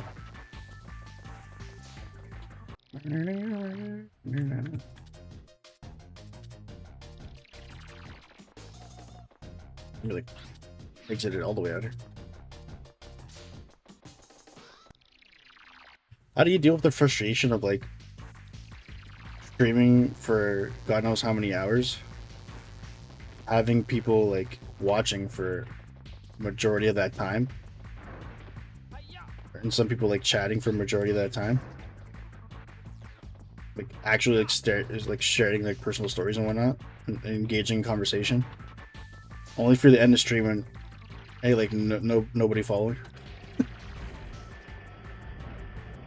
I always expect everybody to join the stream to follow, but like if you're that dedicated to watch like how many hours of a 12-hour stream, communicate for a lot of it, how do you not at least hit up a follow?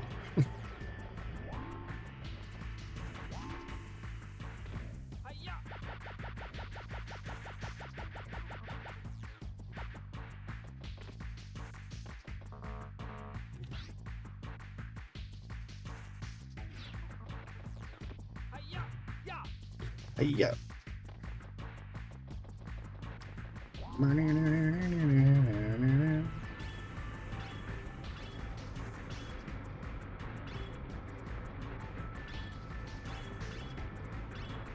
It's just like progression isn't linear. There's no roadmap to this. Nothing makes sense.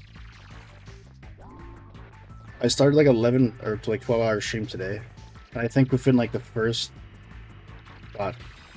20 minutes, like an hour, I had a person come in, chat like twice, drop a follow, and not like a single chat after that. I don't even know if they're still watching. And then have like 3 or 4 other people watching for like 10 plus hours. One of them communicating for like 10 of those hours. And then no follows from them. Like, there's no rhyme or reason to anything really.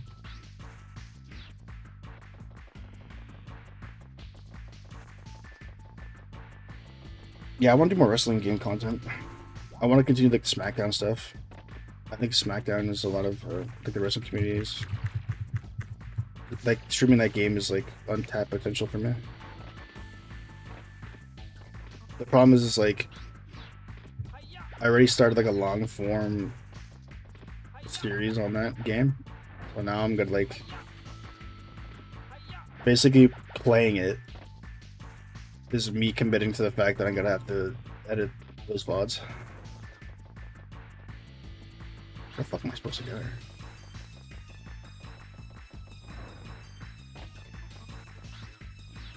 Where's this like wheel switch?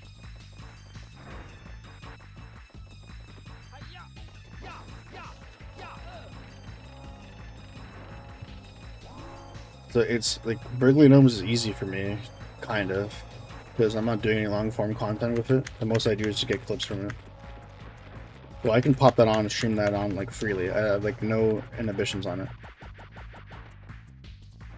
But if I were to stream like SmackDown, I couldn't do it like every day because then I'd have like a fucking 2-hour VOD. Every day I stream it, I basically have like 3 episodes.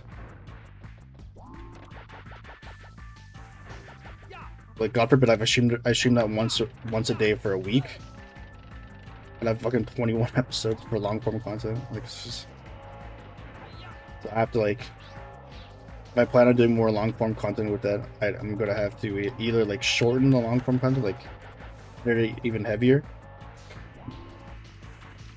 or like I don't know, just don't do it at all. It's the only way I think I'm gonna be able to play the game more frequently. No, I'm not a big racing car guy. I'm not like a big car guy in general.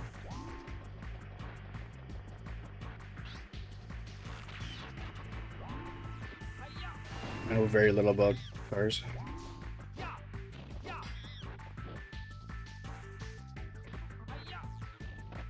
Like, if you tell me, I'll pick you up, I'll be driving a Toyota Corolla, I wouldn't know what the fuck you're talking about.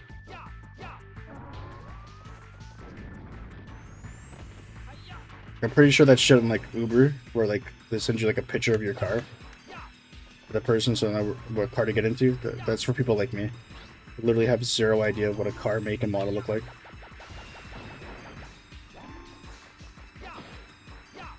You could probably give me like 20 car like name brand like insignias.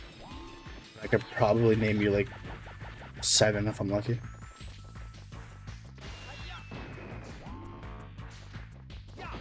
I have absolutely zero interest in cars. So like racing games would be pretty low on my list.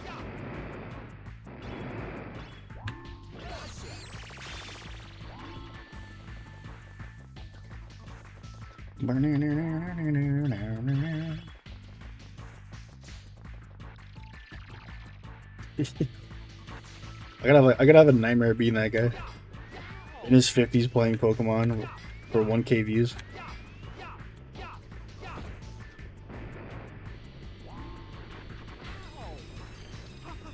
That's like just the icing on the cake. Like, why did that guy? Why did he put that he's almost 50 in his bio? Just makes things so much more sad. I guess by virtue of how shitty the video game industry is, then yes, I guess I am a retro gaming guy. I mean, I've always liked the 90s games. But I was never like an exclusive, like, dude, I'd never played anything over the year, blah, blah, blah. It's like a perfect storm, because first of all, Oh no! the retro games have a very dedicated community. Very loyal fan base. People will come and watch, and people will like follow and talk to you about that game. People are very passionate about 90s games. Almost like on wrestling levels. So that already is great for streaming. Also, not too many people play them. Great for streaming. And the games are fun to play. Great for streaming. So they check everything off. So like you will see me playing retro games on this channel. Most definitely. Because they do everything right for streaming. They're fun to play. They're really good games. Not a lot of people stream them. And the people who do watch it are like diehards for it.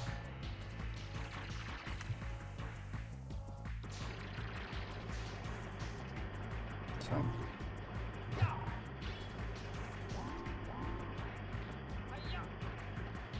I'll play like... No, I don't pigeonhole myself into specific genres or decades for games I play off stream. In terms of on stream, like, it's probably going to be... You're not going to see a lot of you're not going to see any AAA titles at this point. I have to wait until I get an actual... I don't want to say loyal fan base.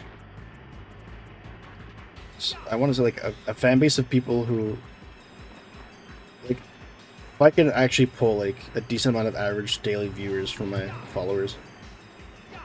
Once I have that, then I'm no longer like super concerned about discoverability. So I already have like a built-in audience. Then I can do AAA titles, but in the immediate future, it's going to be retro games and like really good indie games.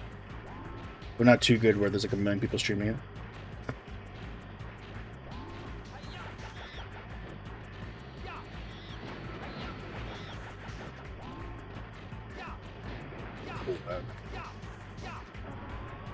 Yeah, I don't know.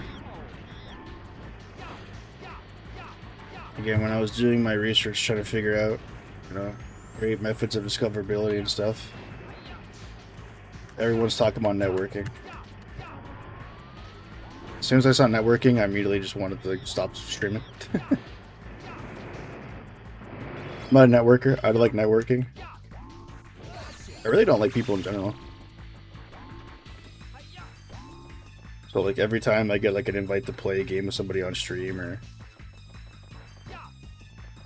if it's somebody I already know, that's different. But like, it's just like, I don't know. I'm built different, I guess, because I wouldn't have like the guts to go to somebody's stream for, like the first time and be like, "Bro, can I join you? Let's play." This is not me. Oh, how do I break this? I guess this, you can't break this wall.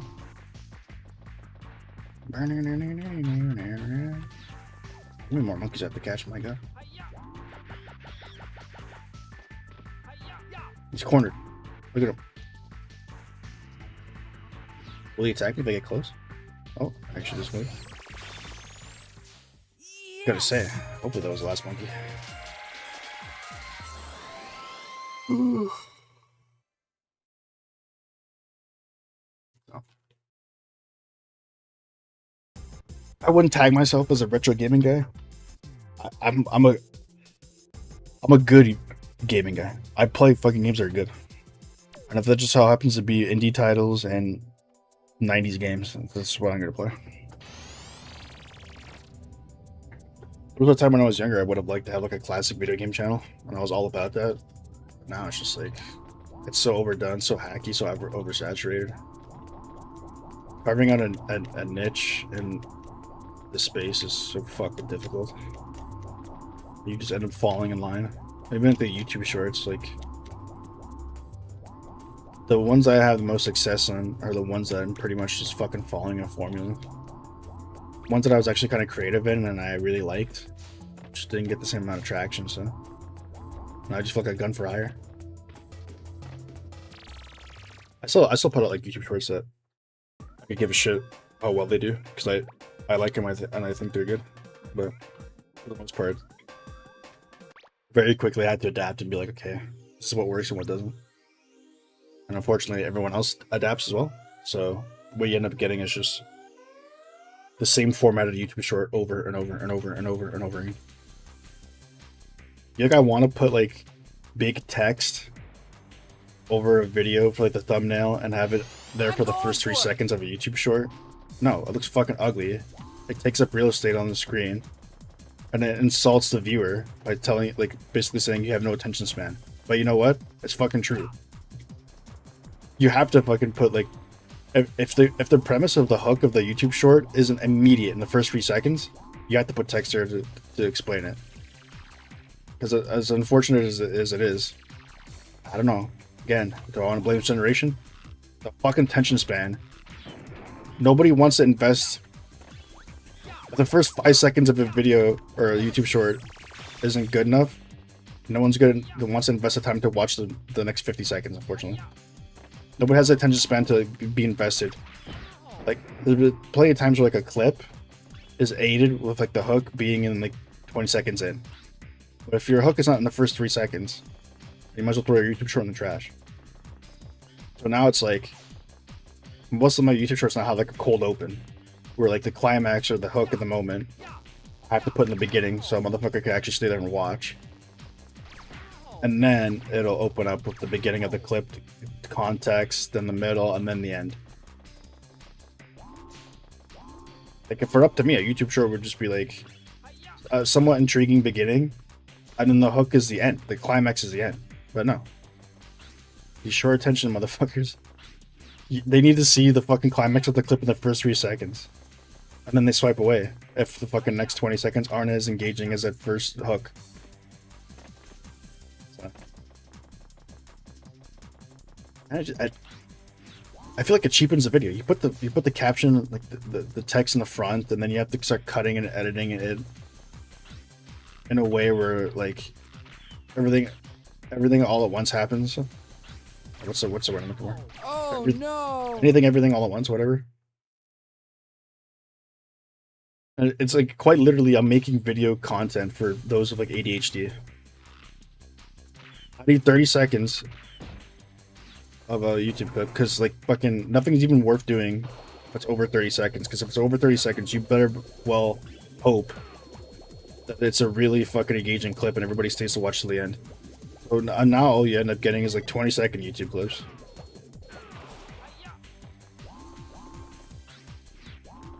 And I completely just lost my train of thought. You get like 20 seconds. So now you don't know, like, everything just gets beaten out of you. Oh, I want to do this. No, you can't. How about this? No, you can't. This has to be this way. So again, like all your YouTube short content ends up being the same. Now I get getting to the point where it's like I can't even like. There's no benefit for me doing 40-second YouTube shorts. They should all be 20 seconds with the hook immediately in the front, with text explaining what's going on. It's a wrap. It's an absolute wrap.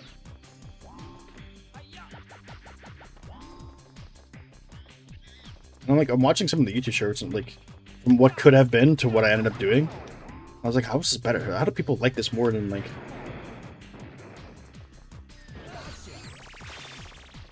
Nobody is willing to invest an extra 5 to 10 seconds in a YouTube short, even if it makes the YouTube short like 20% better. So that's just bitter old man rants about younger generation's short attention spans. It's only gonna get worse. You keep feeding into that because that's where the money is. That's where the views are. So you keep producing more and more content, and then they become desensitized, and now they want more and more and more.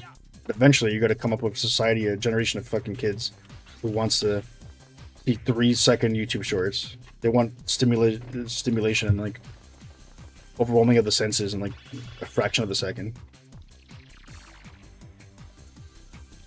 And you run into the trap of like dedicating all your YouTube short content to those of like ADHD and short attention spans. Then you sit there and wonder why the long form content isn't working. And you're struggling to even get fucking somebody to watch 30 seconds of you, let alone 30 minutes. So as much as I enjoy like the YouTube success, the short success of like the views and subscribers, what does that mean in the long run? If I'm building up a fan base who literally isn't capable of wanting to watch anything I produce for more than fucking 30 seconds.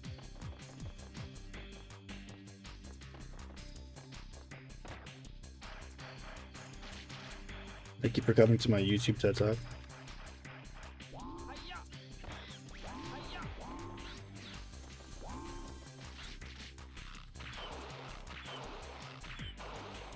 Cannot hit these boys down here. Your slingshots absolutely get cooked in the water, apparently. Is that a cool mechanic, I guess?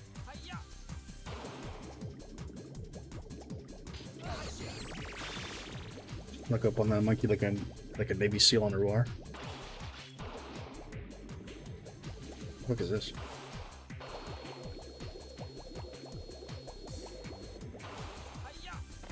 Cool little area. Oh, hell yeah. I love areas like that in games.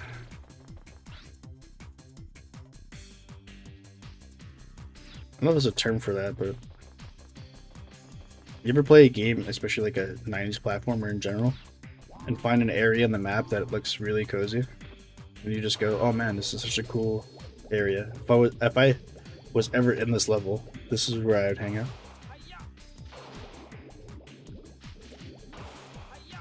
I mean, we have like literal like video essays now people upload on YouTube dedicated to like finding a game and just ranking like the best spots to smoke a joint at. It's fucking ridiculous now. All like the meme like niche content I probably would have wanted to upload as a kid or like a young adolescent about like my retro games, like favorite cozy spots. There's like 20 video essays on that.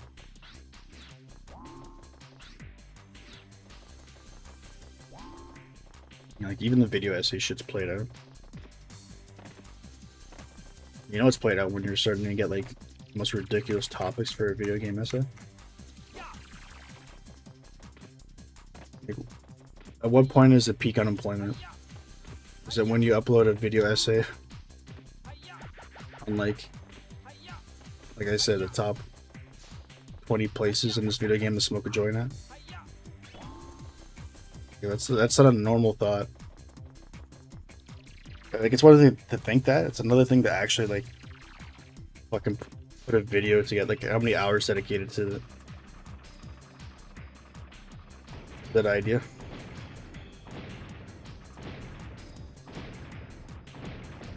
Some tanky motherfuckers. Ow. Come here.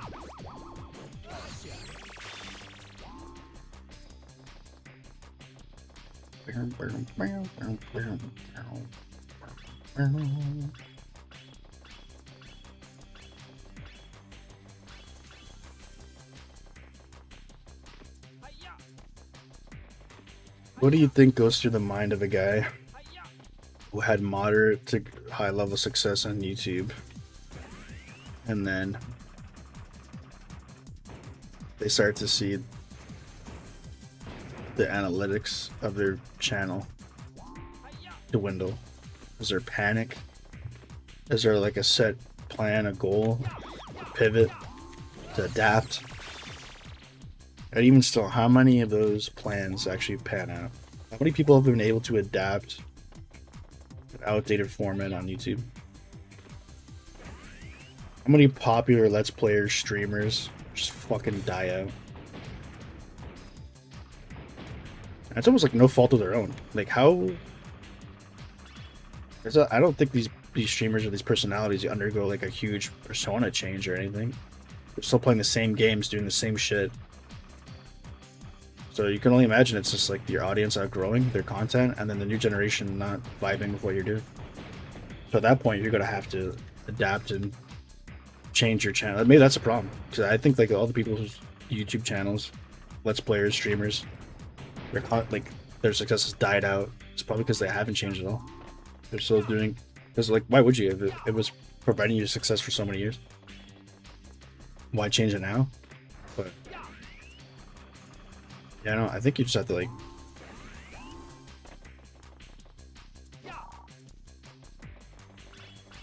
yeah, I just like I understand like the actual uncomfortability it makes me feel of like having success and then having it just crumble away so fast, and there's nothing, like, you feel like there's nothing you can do about it. That you can try to like change and adapt, and if it doesn't pan out, you're just like, it's just a sad feeling.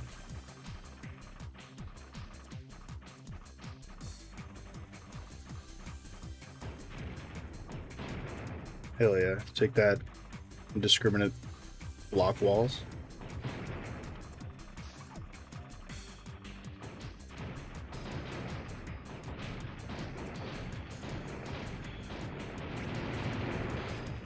There's no real tank combat. You just have to spam your cannonballs there.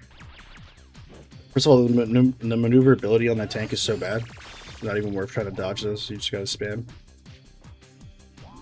It's like one of the few vehicles that doesn't actually explode. Like it's still intact relatively. Yeah, I guess I'm coming at it from the perspective of like trying to remain on top, or at least somewhat near the top on YouTube, when I should just look at it as just like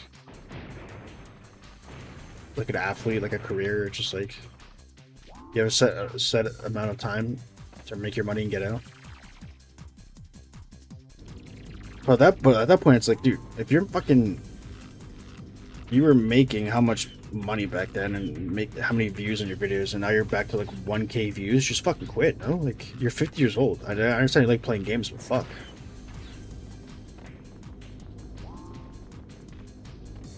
Don't even stream. But like, adapt, do something. I can't stand to watch this guy who's in his 50s, who had moderate levels of success, pump out fucking Let's Play videos, 6.7K videos, not even break 1K fucking views. Like, that's fucking super sad.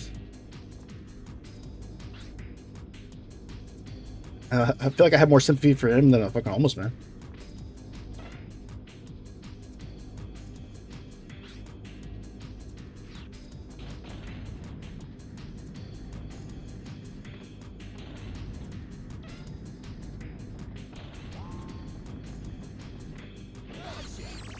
Gotcha.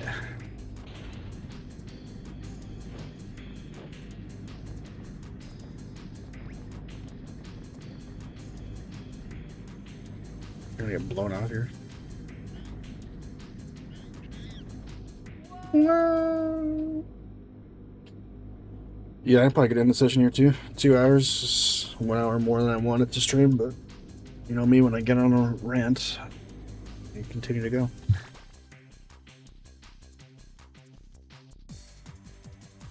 What? What? What? Let me hit one of these with a stream alert of my own.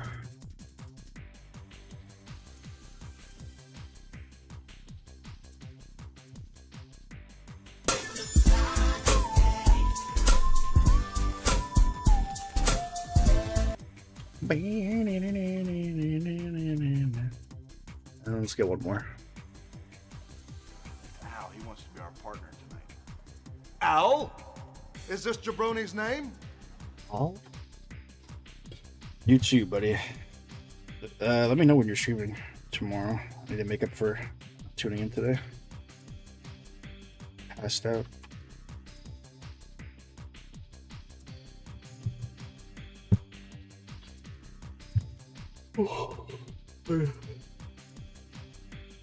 What is that in Eastern Standard Time? You're like an hour ahead of me? 2 hours ahead?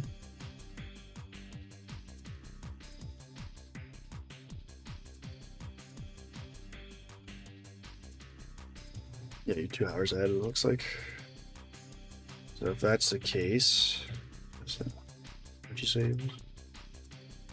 Why do you do like military time here? Just speak normal people, you know? Just say 8:45. Why do 20? Do 8:45 p.m. There you go. See, eight of the night. So if you're 2 hours ahead of me, you start at 6. No, you don't stream at 6. You're 2 hours ahead of me. So wait. Yeah, so then your 8 would be my 6, but you don't stream at 6. I got you streaming at like 9.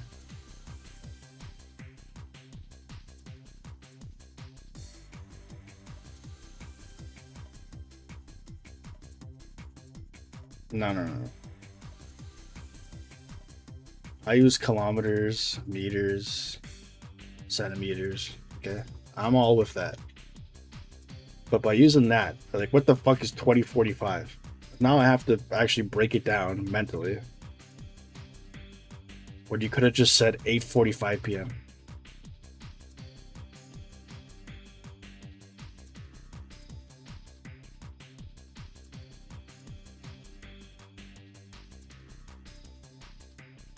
Yeah, so just say 9. Just say 9 p.m. Because that's usually when I see you start. You go from like 9 to like 11ish, right? Fuck, that means I slept until like... I think I was awake until like 7 p.m. I just conked out, and then I woke up at like 11. Legitimately like a minute or two after your stream ended. No, I was awake. Like, I woke up just before your stream ended. I went to go get a drink, came back, and your stream ended. I was like, fuck.